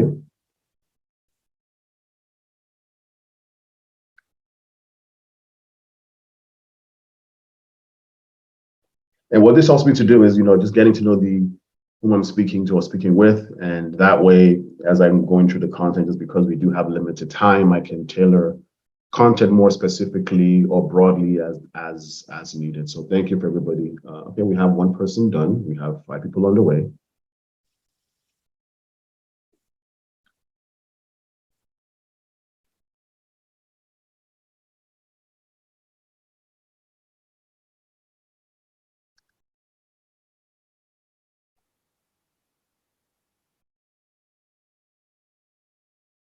Okay, 2 people are done. So for the sake of time, I'm just going to move forward just so that we don't pull things back. But please do just wrap this up. It's pretty quick, pretty simple questions. 6 questions probably take you like 2 or 3 seconds per question. We done. All right. So if this works right, I should be seeing, yeah, here we go. I should see live a live feed of what's going on here, which does seem to be working correctly. So, all right. So question, when you think of tech skills, certifications, or degrees, what is one word that comes to your mind? A lot of people here say security. Some people say CompTIA, SANS, AWS, but it seems like security is the most thing that comes to people's minds. I'm wondering if there's a bias because a lot of security professionals here. Those are my people any day. Okay, and then the other question asked people, do you consider yourself tech savvy? Okay, so we have a tech savvy crowd here. Most people are already in IT or they're just really exploring. Okay, that's fair. And then well, everybody here really has a college degree or has a master's degree. Okay, so that's fine. So at least I can better speak to that. And everybody here essentially is a young professional. All right, so I know that our aunties and uncles are not here today, so I can be honest. Just kidding. But at least it's good to know whom I'm speaking with. And most people here are in tech or some other area. So if you answered other, can you put in the chat just so I can know which profession you're currently in? If you answered other, just put it in the chat because it seems like there's a good number of people who answered other. Just so I can know what other profession all of you are in, and we'll jump right into the marketing. Awesome, a marketing professional. All right. All right, just going back to see what the answers were. So we're already in IT, so we're tech savvy. All right, so let's jump into this conversation. But again, if you're in any other profession besides tech, or you answered other in the survey, could you just put your profession in the chat so that we can know what that is. So before I start jumping into skills and if I start jumping into skills, certifications, and degrees, I just wanted to put some context around our federal finance policy. Okay, thanks for sharing. I just want to put a little bit of context around these things we're going to be talking about, because again, at the end of the day, right, we're not just here to talk about certifications or what have you in a vacuum. We're here to talk about them as it relates to us pursuing our career and fulfilling our goals and our dreams. So I'm going to touch a little bit about tech careers just for the sake of making sure that we're all on the same page and what we're doing is in full context. So what are some? I know someone asked a question earlier about how much people in tech make. So obviously, one of the lures of tech, tech jobs is money. There's nothing wrong with that. Job security. Those are the pros. And the cons I put in question mark because is it really a con or is it really a pro? But I put them as cons because they require something for you to do, right? It's easy for you to say I want to be a tech person, but then it's a question of, okay, how do I get there? What do I do there? And training, skills, degrees, or certifications are a way for you to get to where you want to go as a tech person. And, so what are some tech career paths? And the reason why I'm starting with this is because, I saw that, some of the, based off of the survey responses, people were talking about, nothing was wrong. There was security, there was references to SQL, the references to specific coding, which is fine. There's nothing wrong with that. But I did want to just, I don't want to say debunk, but clarify that when we talk about tech career as a whole, it's not just the very technical aspects that we're talking about. Tech is very broad, like Victor was sharing when he was answering I believe the lady's question. It's very broad. So there are project-oriented parts of tech, there are customer service parts of tech, and then there are technical and non-technical parts of tech, and we'll just jump right into that real quickly. So what are some tech career paths? Software engineering, cybersecurity, database administration, data analysis, there's networking, but it's important to note that they're non-coding tech jobs. Not everybody knows this, and oftentimes when we think about tech, we think about, okay, I don't want to code. I'm not a coder, I don't like coding, but I want to make the money, right? So sure, if money is your driver, there's nothing wrong with that. You can still take up jobs within the tech field that are non-coding tech jobs. How many of us here have heard of some of these jobs? Just a quick, thumbs up or put it in the chat. Has anybody heard about any of these particular jobs or roles by chance?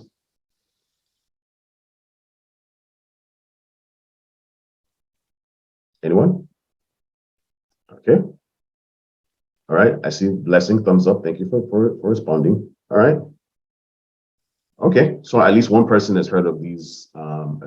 So, and again, I'm not going to dwell too much on these, but I'll take Scrum Master as an example, just for the sake of time, right? So, what does a Scrum Master or professional do? Well, Scrum Master is somebody who leads a team using what is called the Agile project management system. And that's why, I showed the previous slide that there's project-oriented parts of tech, right? Tech doesn't exist for itself.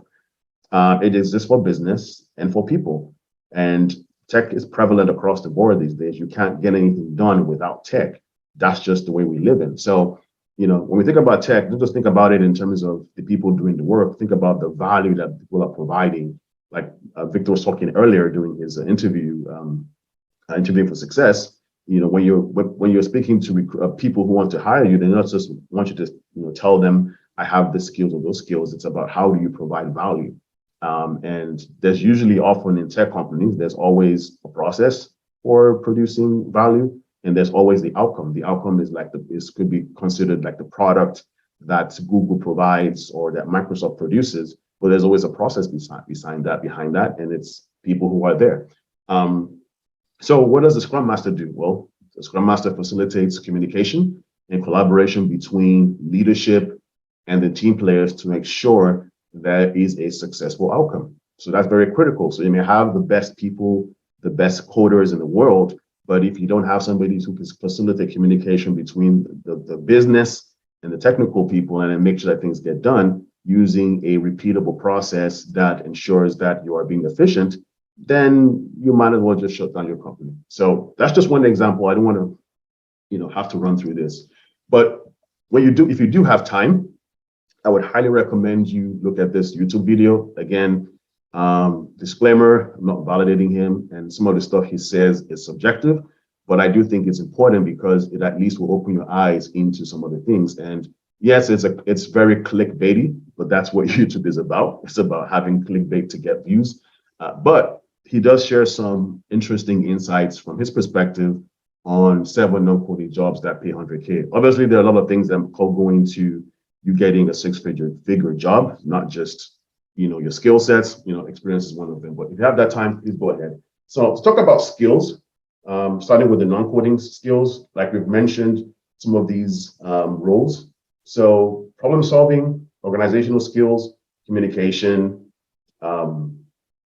adaptability, business knowledge, research and design.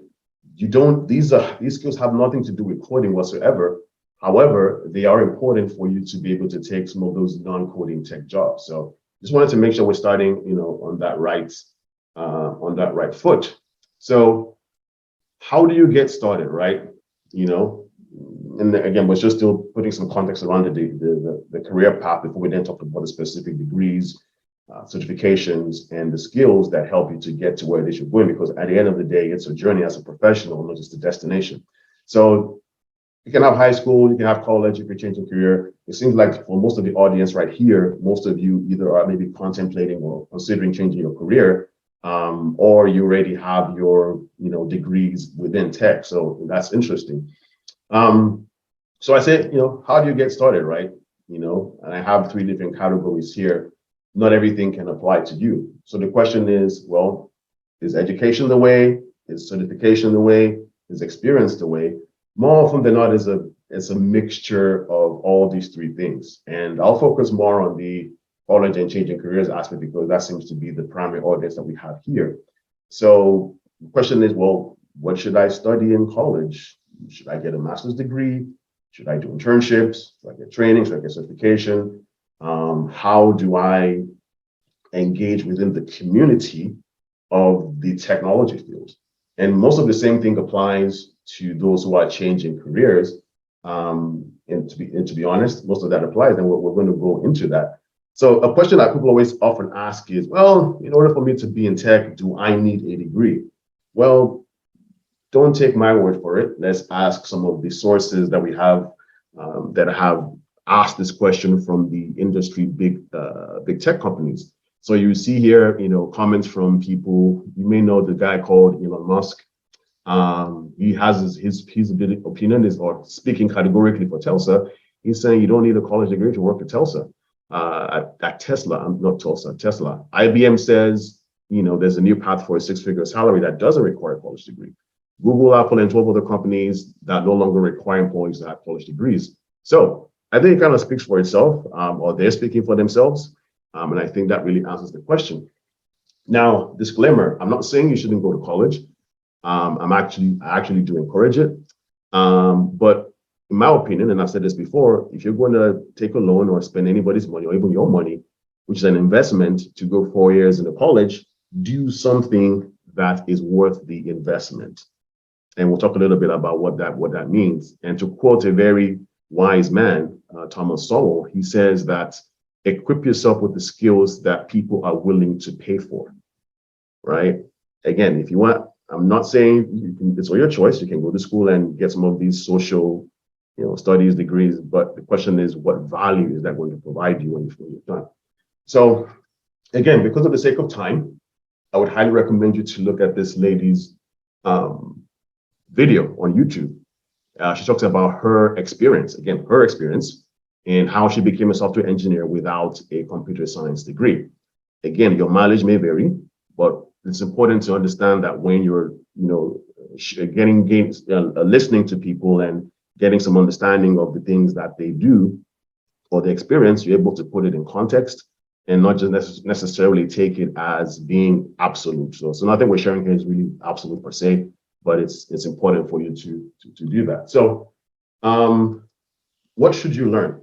And just to put a little bit more context, because of the way tech is organized, or the industry is organized in such a way where there is no real central body that is the technology body where you have to, when you're going to school, compared to, professions like nursing and medicine, right? So you're going to school, you have a pre-degree, you go to medical school, there's one certification board. Yes, you may have to be certified in specific states, but things are very much more what I call centralized within some of those professions. Cybersecurity is not that way. There are many associations, or not cybersecurity, technology is not that way. There are many associations, there are many boards, there are many certifying boards. So it's kind of, sometimes more difficult than, how you like to navigate. So again, sharing from my perspective, right? If you were to ask me today and say, hey, Olubenga, what are the top 5 skills you need to learn that employers are willing to pay for? I would list these 5 or 6 things. Cloud computing. Everything we do today is in the cloud. Even the fact that you run apps from your phone, those apps are connecting to applications that are run on either AWS or Google Cloud or some other platform. AI or machine learning, you often hear a lot of that these days as a buzzword. How do you, for those people who have, for example, home security systems where, Google, whichever platform you use, can identify whoever it is that is at your door. That's an application of that. Cybersecurity, more of a discipline than a skill, but it's prevalent everywhere. Now people understand that critical infrastructure can be, in double air quotes, hacked. Elections can be influenced just because of security. Programming, again, people don't necessarily like to talk about this, but there's Python, there's Angular, there's Django, there's React, there's web and native type of programming, data analytics, there's UX design. So if you were to ask me, these are the top skills that you should focus on. So again, because of time, what is the pathway to learn some of the skills? You want to understand the technology at the fundamental level. You want to understand the basic concepts, and you want to have hands-on practice. So let's talk a little bit about certifications and what they mean, to anybody who is looking to be within technology. So what are certifications? Why are they important? What do they benefit? What do you as a person benefit from those things? So certifications are essentially designated credentials that you as an individual earn to verify the legitimacy and competence for you to perform a job, right? So what does the value that certifications provide? Well, they provide value to you and potential employers or existing employers as a means of objectively measuring your skill sets based on a defined common body of knowledge, and standardized set of assessment questions, right? So it tells the employer that you have the skills to get the job done, and holding a certification always requires that you maintain it through continuous study, whatever it is. So that's why certifications are important, especially if trying to get into the door. It's just a standardized way of employers saying, okay, you know what? Because you have this certification, I know you can do A, B, C, D, E, F, G, X, Y, Z, or something like that. So, talking about certifications, just wanted to get a sample. I mean, what certifications in tech do people here are aware of or currently holding? Does anybody here hold any tech certifications? If so, let's put it in the chat. Let's see. Any tech certification holders here? Good afternoon. I have AWS certificate, so I am not going to use it because I already have a hands-on in class, hands-on what you can put in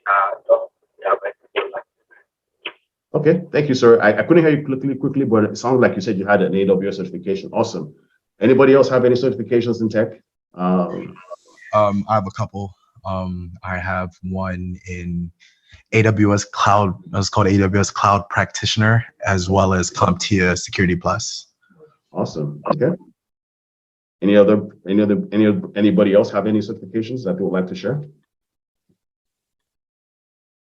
I have a digital forensic certification that I got through my graduate program at UMBC. Okay, awesome, nice. All right, so certifications are not something that is new to us. So, but how do you categorize certifications? This is just my perspective or my view of this, and just to try to put some way of having the conversation. So you can have technical versus non-technical certifications. What does that mean? Technical means it's focused on technology. But for some of the skills that we talked about earlier, for the non-coding skills, those type of certifications will not be focused on technology or technical skills. They can also look at certifications as vendor neutral or vendor specific.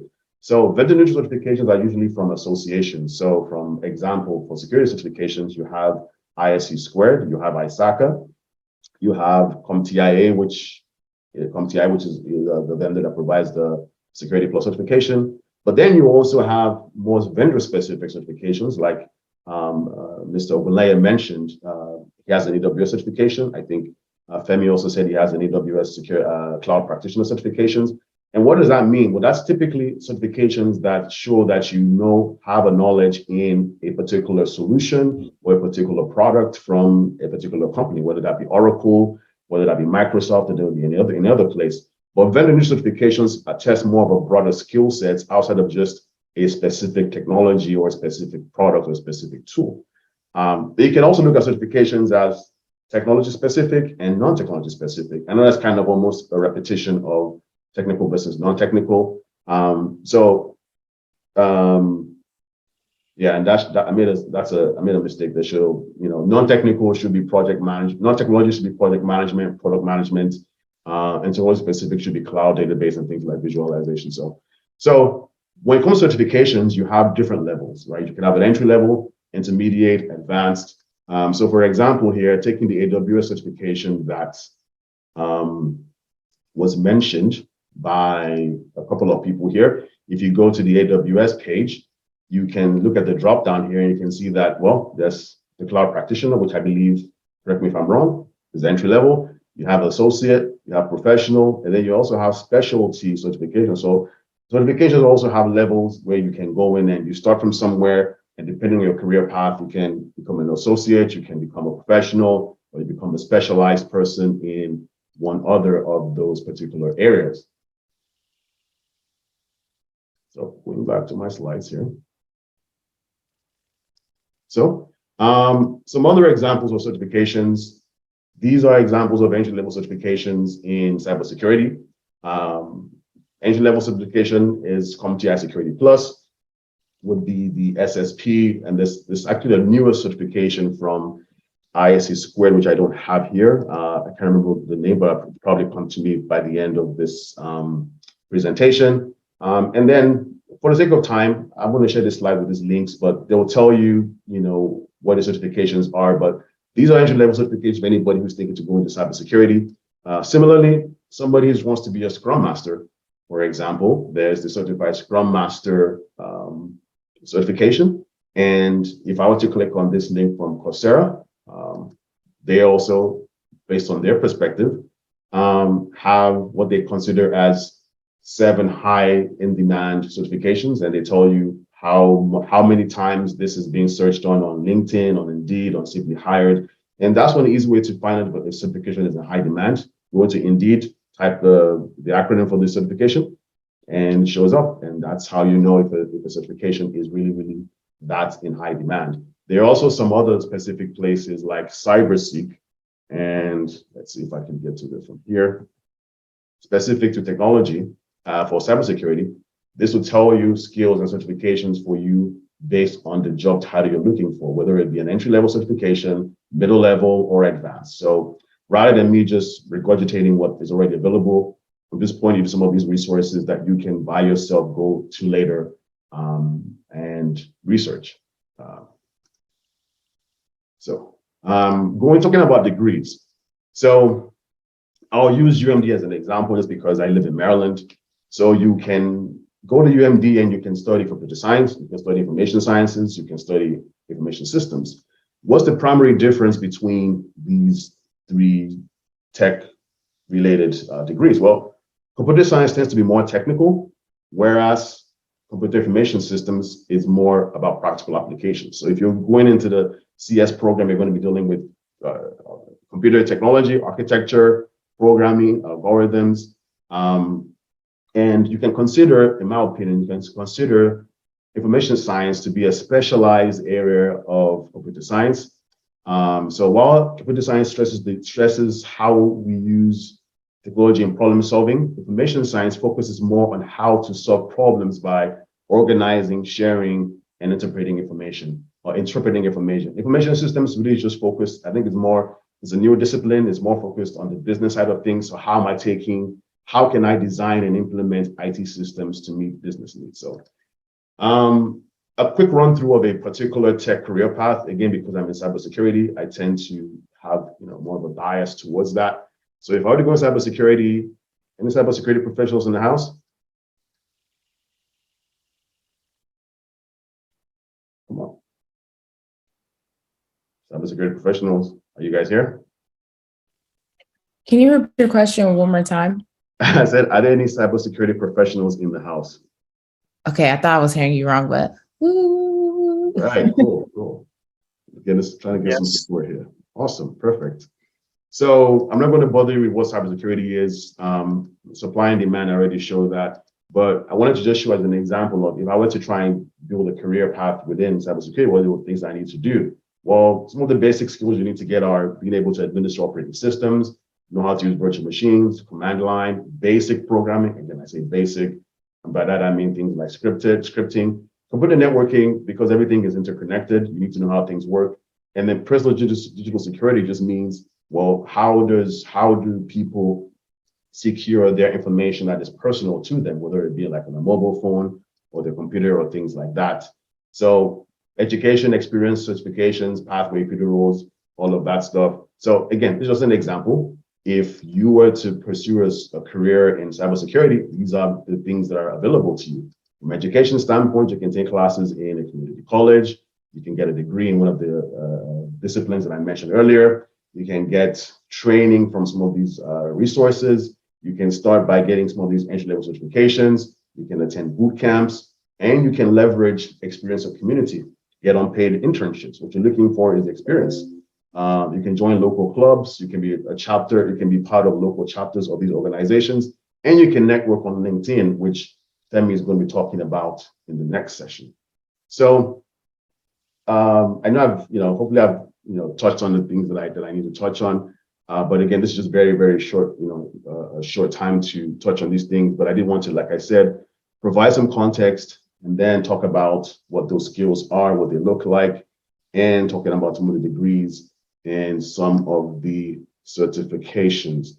So yeah, I think at this point I want to take a pause and see if there are any questions so far.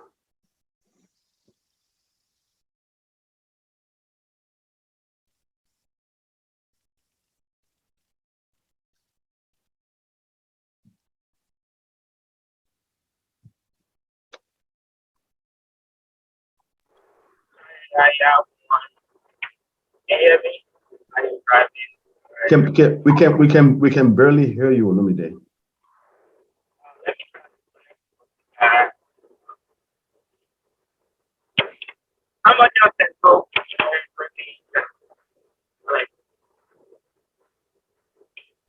If you can type your question inside of the chat, that would help. Because we can't really I hear know you. I am driving, so I can't really type. Oh yeah, it sounds better now. It sounds better now. Yeah.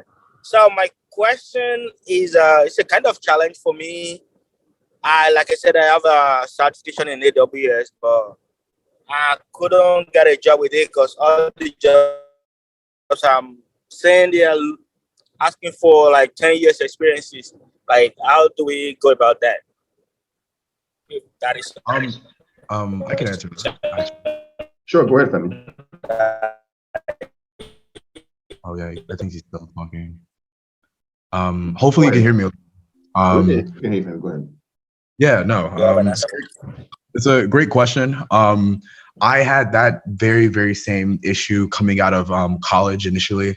It's very hard because a lot of entry-level jobs for some reason still are asking for 3, 4, 5 years experience. But the thing I've learned about a lot of employers is they're not necessarily looking for experience. It's just more of, hey, is this person will they be able to handle some of the things that we're going to be able to throw at them? So if you're interested in things within AWS, you don't need to wait to have experience within a specific subject.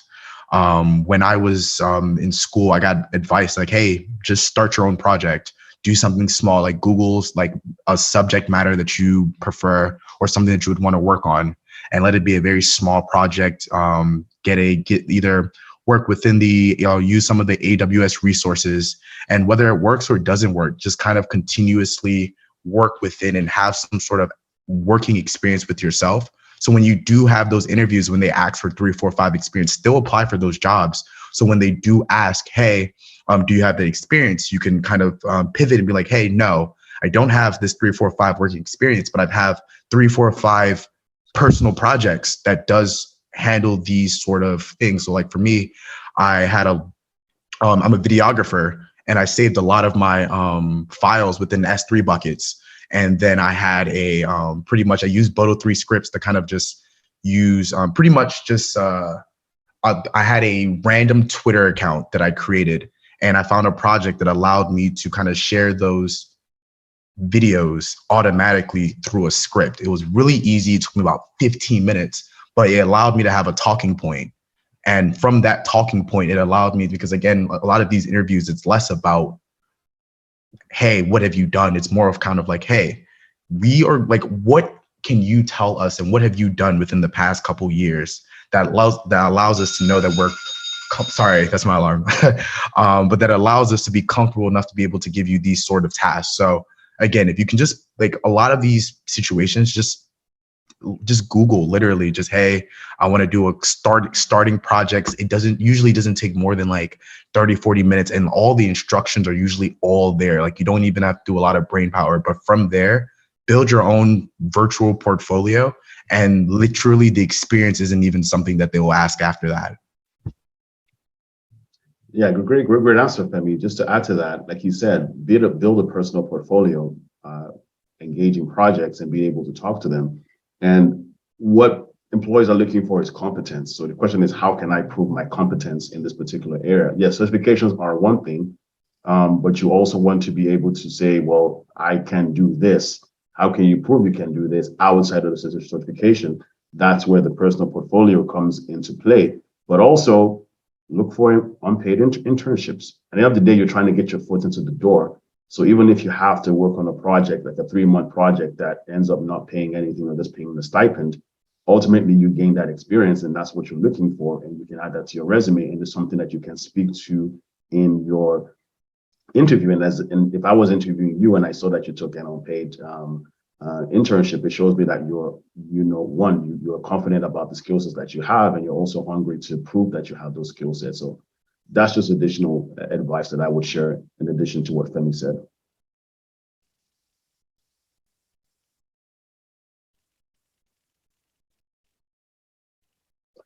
Yes, or shadow people. Well, depending on the kind of work that you're doing, you might not be able to shadow people in quotes in terms of what exactly they're doing. I'm in cybersecurity, so there's always client confidentiality that is there. But to the extent possible, yes, definitely, find a mentor, find somebody who can give you work and say, hey, I would like to gain experience in this. I think that still falls under like an unpaid internship. Find a mentor and say, hey, I want to get into this particular area. I see that you are in this area. Do you have work that you can give me that I can do? Or do you have projects that I can work on? And I'm willing to do this, even if it's just at a stipend or for free.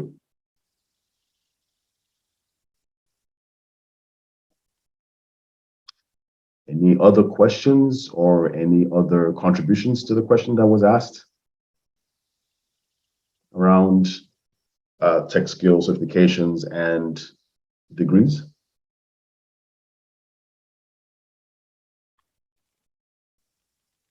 All right, well, while I'm waiting for that, I think one question that often people often ask is, well, what's your best advice for anybody trying to get into the field?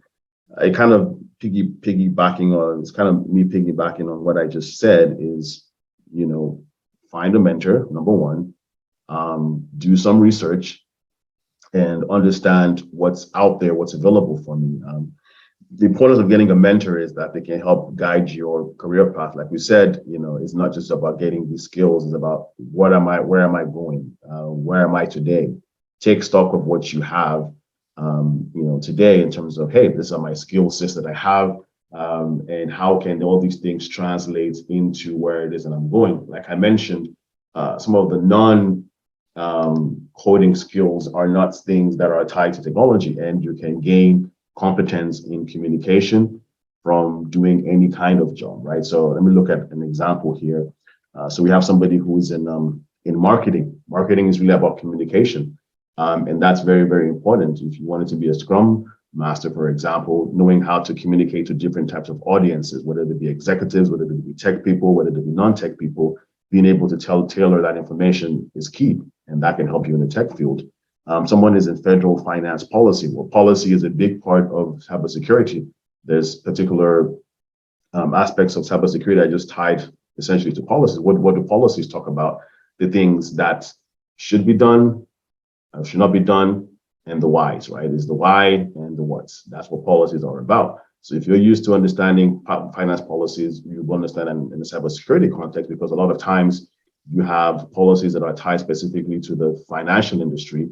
When you're dealing in cybersecurity and you work with the people in risk management, work with people in finance, so you already have a skill set that can translate to you becoming a potential risk,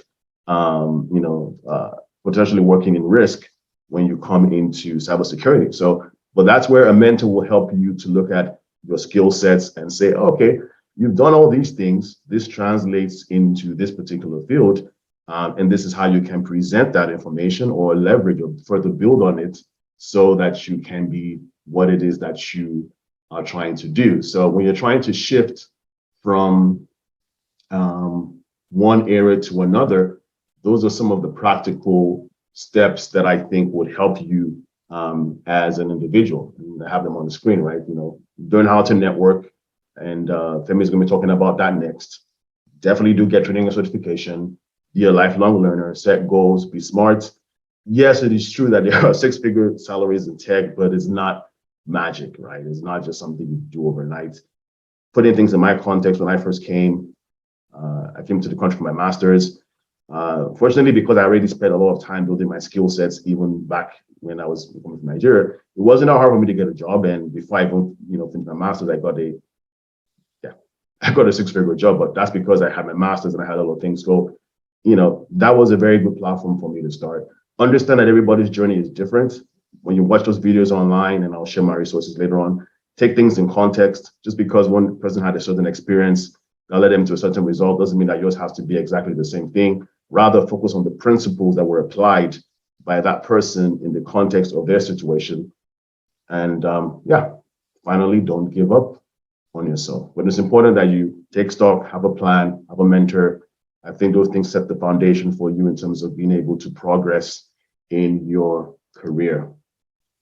So one more, just going one more time. Any questions? If not, I can share my contact information on the screen. That's my email. You can contact me on LinkedIn, and you can also use my Calendly link if you would like to schedule some time for us to have further conversations. Any more questions? Okay, well, if not, I would like to thank the organizers of this event for considering me to come here. Like I said, I'm just sharing from my own experience, and hopefully this has been beneficial to you who are attending. So thank you very much. Woo! Yeah, thank you, Brother Vanka, for that. It was really informational. I'm sure that all of this really helped, especially those who are trying to figure out what certifications they do want to get. Alrighty, so we're not going to have an intermission this time because we are a little bit behind schedule. So we'll just jump right into our presentation with Brother Femi Olaniyi. Okay. Go ahead, Femi, you have the floor. Introduce yourself and like kind of what you do and stuff like that. I don't think I got that from, oh no, actually Brother Benga did do that. Okay, yes. So go ahead, Femi, and you have the floor. Yeah, no problem. First, good afternoon. I know it's been some time since I've talked to a lot of you guys, but really happy to talk as well as, you know, kind of give this presentation on LinkedIn and how great of an application it is. So let me try to share my screen. I have not shared this screen in over 4 months, so give me 1 second. Can you guys see? Oh, it says please grant access. Oh, give me 1 second. Sorry, and I'm trying to, this will not take too long. I hope not. And if not, I can just send, because I purposely did it online. So worst case scenario, Tammy, could you share my screen and then like we can just go from there. But either way, hi guys, my name is Femi Olaniyi. I am a software developer. I've been a software developer now for about 3.5 years now, going on 4. I've had experience from, I've worked with Lockheed Martin, Leidos, and I currently work with Deloitte right now, which is one of the main consulting companies in America, right? Well, I guess the world right now. And I think for the most part, I would say that LinkedIn was easily the main way I've got some of the, I would say, opportunities that I have now. So I'm really upset I can't share my screen. It's really upsetting me. Let's see, 1, 2. Oh, there we go. If I can, 1 more second, guys, because I spent all night doing this presentation and I'll be really upset if I can't like share it. Should have practiced this before coming. Sharing, okay. But either way, so why LinkedIn? Number one, it's free. I mean, not a paid subscription. It's really easy to kind of just go in and be able to it's easy to just sign up. I'm pretty sure you can even log in through either Facebook or Google through a single sign-on. It's one of the largest recruiting tools. I think every recruiter that I've spoken to in the past, I would say, since I've been working, majority of them, their main resource when it comes to recruiting has been LinkedIn. And a lot of times, especially what they do is they will search keywords within people's profiles as well as like the site itself. And they will do what they can to kind of message people. So a lot of times people aren't even going to apply. A lot of messages are even people coming to the people with great profiles or even decent profiles. You also get really good insight when it comes to in-demand jobs, as well as like what is in demand in terms of skill sets as well. And finally, it's a network platform that keeps you in touch with professionals, peers, and industry leaders. So CEOs all the way down to kind of entry level employees. Almost everyone use LinkedIn, and it's, even though it's like it's considered a social media site, it's one of those sites that like people use to kind of keep as kind of like a resource that people can kind of stay in touch professionally. One of the biggest quotes that I was able to find out was that LinkedIn is no longer used for resumes. It's more so used for a professional reputation. And when I heard that like coming out of writing school, it took me time to really kind of like deep like what that meant. But it was like LinkedIn is it's no longer an option anymore. It's not something that's kind of like, hey, I'm just gonna put a few things, or I guess my experiences that I've done the past couple years. It's more of like, when a person goes into that LinkedIn, what will they be able to derive from you? Some of the stats that come with LinkedIn, if what I've said already hasn't convinced you enough that like, hey, LinkedIn is like where you should be. Users like, there's about 60% of the users within LinkedIn are between the ages of about 24 and like 37. So it's a very like unique, but at the same time, I would say it's one of the more emerging apps that is being very utilized by people within this age group, which is ironic. You're 15 times more likely to get a response from a recruiter through LinkedIn versus just a regular job posting on a random site. 722 million active users are currently using the application, which includes recruiters as well. And on average, it's 6 postings a minute is pretty much the average it takes for someone to get through, to get hired through the application. So there's a lot of statistics that pretty much point that like, if you really take LinkedIn seriously, along with, continuing to build your professional as well as like your educational, I'll say, repertoire, LinkedIn can really be a tool that really gets you to where you would want to be, as well as put you on to like opportunities that you didn't even know existed. So next, just to try to like make sure, because I know that we're behind, so I can try to just get through some of the tips that I usually have for people when it comes to LinkedIn, and I guess what I think people should do in order to kind of, I guess, make their profile pop. I have 4 big tips. Number 1, I think profile picture. I know it sounds very social media like, it sounds very, but you do not know like how far it goes to just have a professional, and it doesn't have to be crazy professional, just the clean headshot that just kind of lets recruiters know, hey, I can, like, how they say, don't judge a book by its cover. Well, unfortunately, that covers are meant to be judged. So that's literally like when you go to the library, usually, and if you're going to pick a book, usually it's the cover, and profile pictures is that cover for you. So it 100% matters. And my biggest tip is to either if you don't have someone who's a photographer, you don't even really need one. Just do what you can to try to like make sure you have someone take a picture of you. Have kind of like a wall, like a very clear wall, take one step in front of it, and then just smile with, professional clothing. And that should be able to get the job done, honestly speaking. I think my picture right now is that exact tip from like 2012, maybe 2013. So like my hairline is like a lot further down back then. So like it's even that, and that's still getting me so far. So I definitely suggest, like, if you don't have a profile picture, please do that. Number 2, unique headline.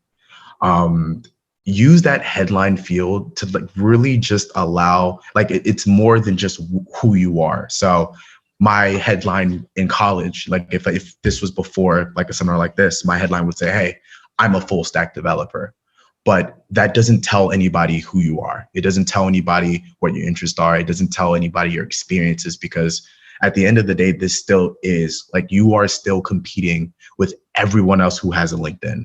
So do what you can to not only be unique, but like kind of show who you are through that headline. Number 3, get feedback.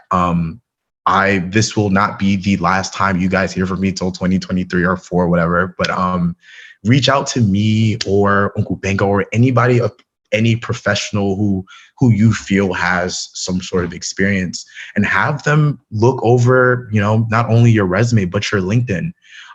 There's always one, even now, I know that even me, like as I was getting ready for this presentation, I started looking, I was like, I probably need to call Uncle Benga and have him look through my LinkedIn, because I've let that go for some time. And it takes constant, like, just because you get the job of your dreams, even if you get that job, always do what you can to try to keep it as fresh as possible, because you don't know the opportunities that will come to you.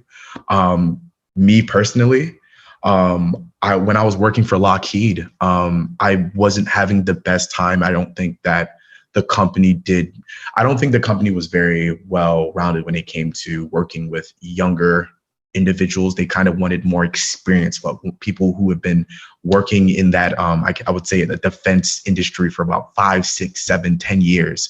And that just wasn't me. I was immediately coming out of school. So a lot of the knowledge I had was very book related. It's kind of like, I knew that, int X equals 5, make the 5 go into the X, but I didn't know how to make certain things work within the company. Like, I just didn't know the ins and outs. I didn't know terminology, and it affected me. And it got to a point where if it wasn't for the fact that I was active on LinkedIn, I wouldn't have seen some of the messages I got. And one of them was a recruiter from Deloitte. And he was like, hey, I saw your LinkedIn. I really like it. Can we set up some time so we can talk? And that's usually how you get in. Granted, that doesn't mean you get the job, but it opens a lot of doors. Like having a LinkedIn and actively having conversations with recruiters and anyone who speaks to you, it makes a difference. And finally, skill assessments. Uncle Benga touched on it a bit, but LinkedIn does this thing now where they have these skill assessments where you can take an exam, usually roughly between like 7 to 10 questions. And let's say you got a certification or you have some sort of experience, like for me, I think that my bread and butter right now is anything AWS related, as well as I would say any front end development. So anything with JavaScript, C++, I'm the guy for that. And I've personally was like, you know what, I saw the skill assessments and I was like, you know what, let me just try them. I did some studying, and that was actually one of the main reasons why I there was an uptick in the amount of recruiters that were in my inbox. I'm like, hey, Femi, we love your resume. We love we see that you have this skill set. Is there any way we can have a phone call? So yeah, take those 4 tips again, with the profile picture, unique headline, getting feedback, and the skills assessment, as well as just making sure that you constantly revamp it as much as you can. And honestly speaking, you should be able to see something. Like, you would be able to start seeing an uptake, and worst case scenario, just continue to start networking. Post. Like at the end of the day, it's a social media site. Not to say do not post like random things that you would post on Facebook, but if there's like a personal project that you're working on and you're having a tough time, LinkedIn is the place to post about that, because you'll probably be someone that will contact like, hey, I had the same problem 2-3 weeks ago, not knowing that could be someone that could refer you to a job of your dreams. You have no idea where like this app can take you. It just takes not only time, but like real dedication in terms of like, hey, this is something I'll do. So, and I guess the final tips that I'll say, because I know we're low on time, here are some final tips that I have that I think that you guys can do to kind of just get the best use out of your profiles. Number 1, set time aside. I think it's not something that you can kind of just do and just kind of like, okay, I'm gonna because Femi did this, I'm just gonna like do this on my free time with my phone. No, I think this is something where you should set an hour, 2 hours. Maybe it's something that like you should look over it like weekly or bi-weekly, but you need to take dedicated time to really make sure that not only is your LinkedIn where it should be in terms of how it reflects where you are now, but also kind of seeing your profile. I'm like, okay, I know I want to create apps. What do I need to do to make my profile look that I can get the positions that I need? And that will then prompt you into being a bit more proactive in terms of your career and what you need to be studying for, so you can then throw it on to LinkedIn. Because I'm a big believer of don't lie on your LinkedIn. Not because like you will be found out and like you will go to jail or anything, but I've been put in positions where I told a company, hey, I can do this. And then they were like, okay, do it. And I'm like, so about that, I can't. And it's just a really awkward conversation you do not want to have. So do what you can to just be genuine with not only what you put in LinkedIn and what you put in your resumes, but the amount of time you want to put in to be that specific professional, because at the end of the day, you're an asset to these companies.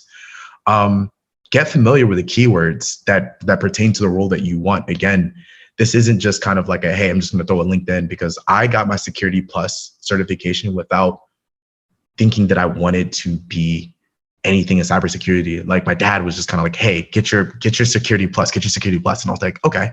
And then I got it, but I had no interest in like doing anything with it. So be very particular with like, okay, what do I want to do? And what keywords pertain to that? So again, like if you want to like create apps, some good keywords are C++, JavaScript. If you wanted to do agile, if you wanted to be a Scrum Master, Agile, or there's another word. It's just there's a bright light in my face. I can't think of it now, but there are keywords out there. If you need the keywords, just Google them.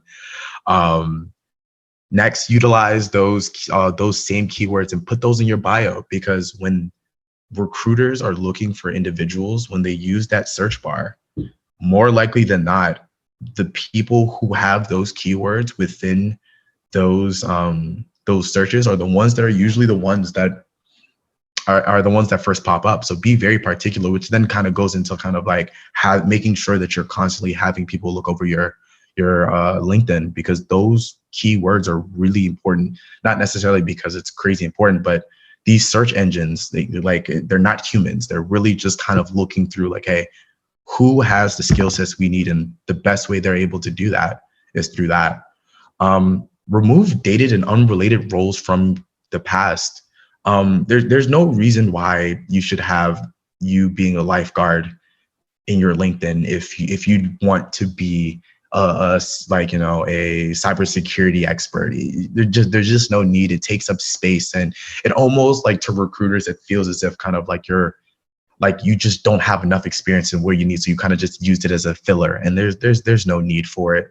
Worst case scenario, if you feel like you don't have enough to put in your LinkedIn, again, as Uncle Benga and I said earlier, personal projects 100% can live on that LinkedIn. And you can kind of more so explaining that versus kind of putting things that aren't related, because there's nothing to draw from that. And you don't want to waste time in real estate, because recruiters are looking at 100 to 200 applications and applicants a day. And if they see that, that's it. And at that point, you've probably missed out on an opportunity that probably you deserved. Share some of your thoughts. Creating posts related to your field can really draw some of the attention that you have to your profile. So again, also make sure if you have like a mentor, make sure you draft and talk to people before you post. Like, you don't need to post everything. You don't need to post pictures and vacations and stuff. But if you're inspired by something, if there are certain projects that you want to talk to, but like anything that has to do with what you want to be, feel free to kind of use that opportunity, because you don't know what, like, the way feeds work. You don't know where that post is going to lead and who's going to be in front of. And finally, complete a certification. I mean, I think Uncle Benga said it best with his with what he was talking about the last conversation, but certifications are the bread and butter of a lot of companies these days. Not necessarily because it's easy or it's quick, but it almost shows that you can that you're well equipped to what is going on. In a lot of situations, especially that I've been in like a lot of like the jobs that I've had, is not necessarily the education. Granted, it's great. It's great that you have a bachelor's. It's great that you have a master's. But can you make this product work? Can you protect our computers from crashing? Can you do the job that's needed? And a lot of these certifications, especially ones that you are interested in, more likely than not, they're very particular when it comes to the actions needed when it comes to some of these, jobs and or actions that you need to do for these companies. So, I think I can open the floor up for questions if there's time. But again, I'm always around if anyone needs a LinkedIn to go for me to go through. I have a couple of connections in other companies as well. So if people need mentors, I'm here. But thank you guys for giving me the opportunity to kind of talk about, LinkedIn and how powerful it is. And I didn't practice how to end this. So I'm just going to say, any questions? Yeah, let's do that. Any questions? Can we get those slides later on? Yes, no, not a problem. Thank you. Why does that story about false promises not surprise me? Okay, sorry. Because of the slides, I was looking, so now I'm looking at the question.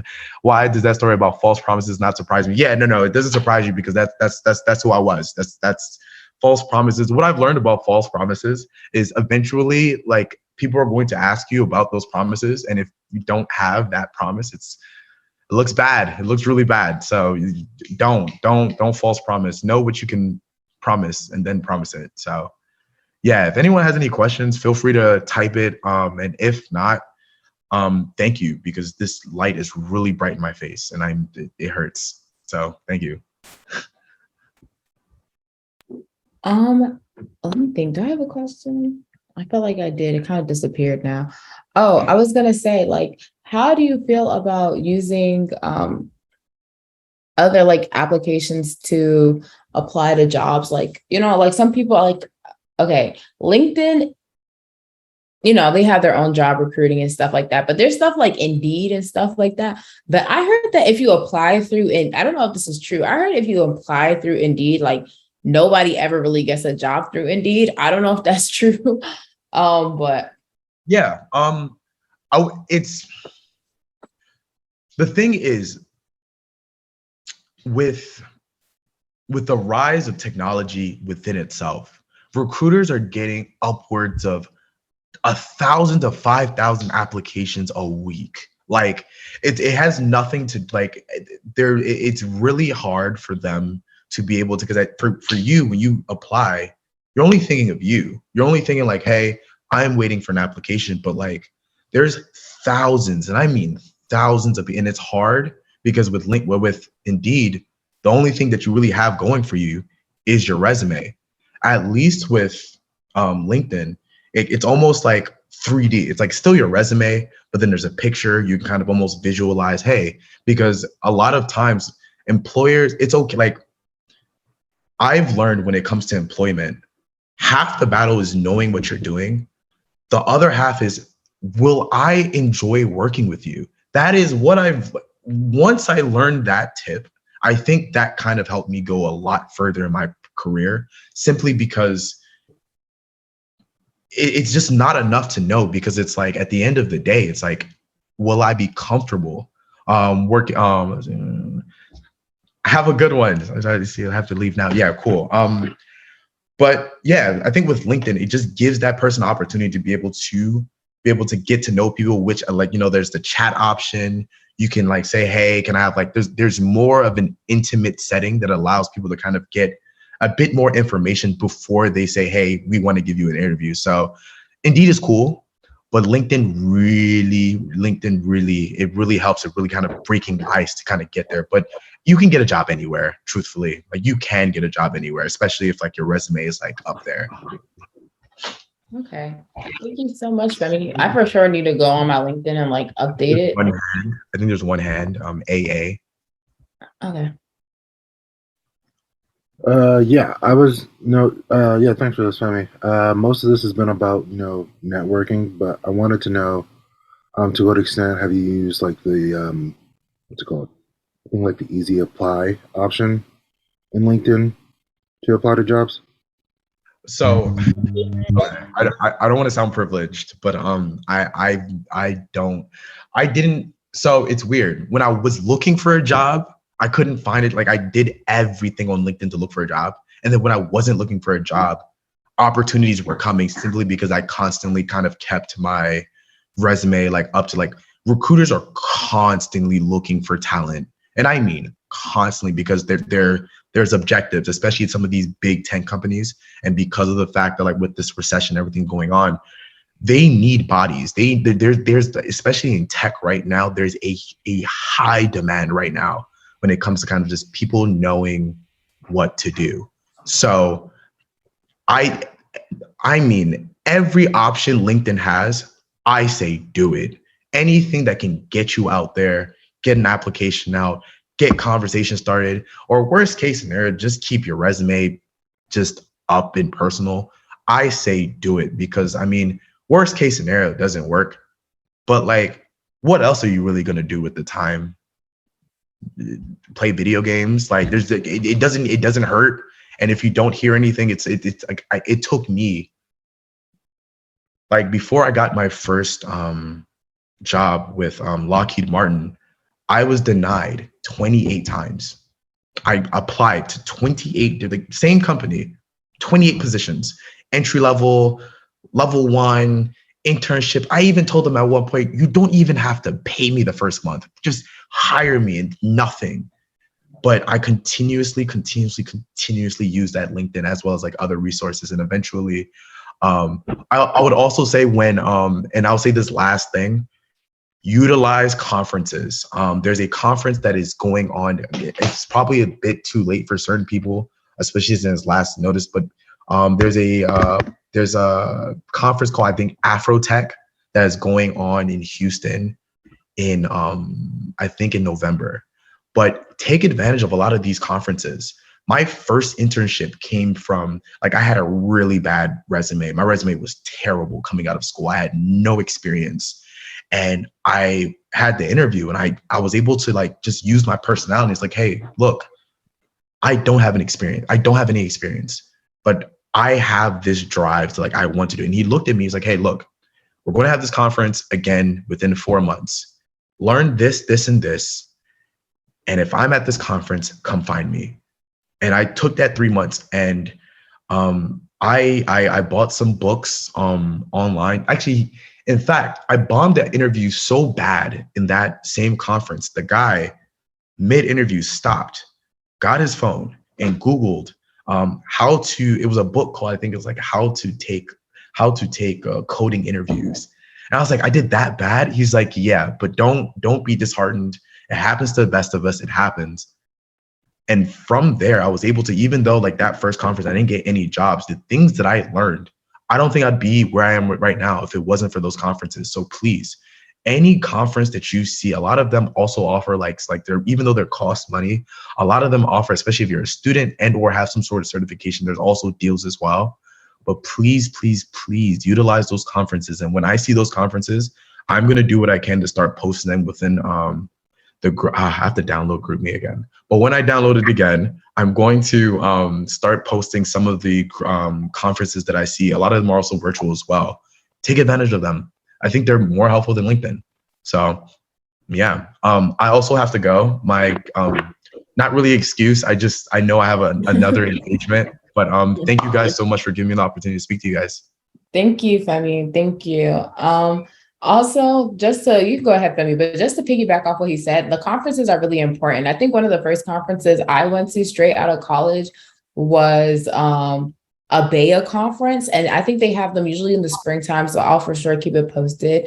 But that was like the first one I went to. A lot of them do have like job interviews that they do conduct there. Like, and someone said something about networking, but networking is so important because sometimes people get these jobs just based off of who they know. I got my internship for the company that I'm at now, that I'm full-time with, through a referral from a higher up that I met when he came to talk at my school, and I came up to him and really, you know, presented myself to him, gave him my resume, all of that stuff. And I was just like, you know, I really want to do this, this, and this. And he took my resume and literally handed it to the person who was the internship coordinator. And the next thing I know, I got a call from them, and she was just like, yeah, we want to, mind you, this was before I really like went through the steps. Like I didn't directly apply. He basically applied for me, and I got that internship, and that's how I got my job that I'm at now.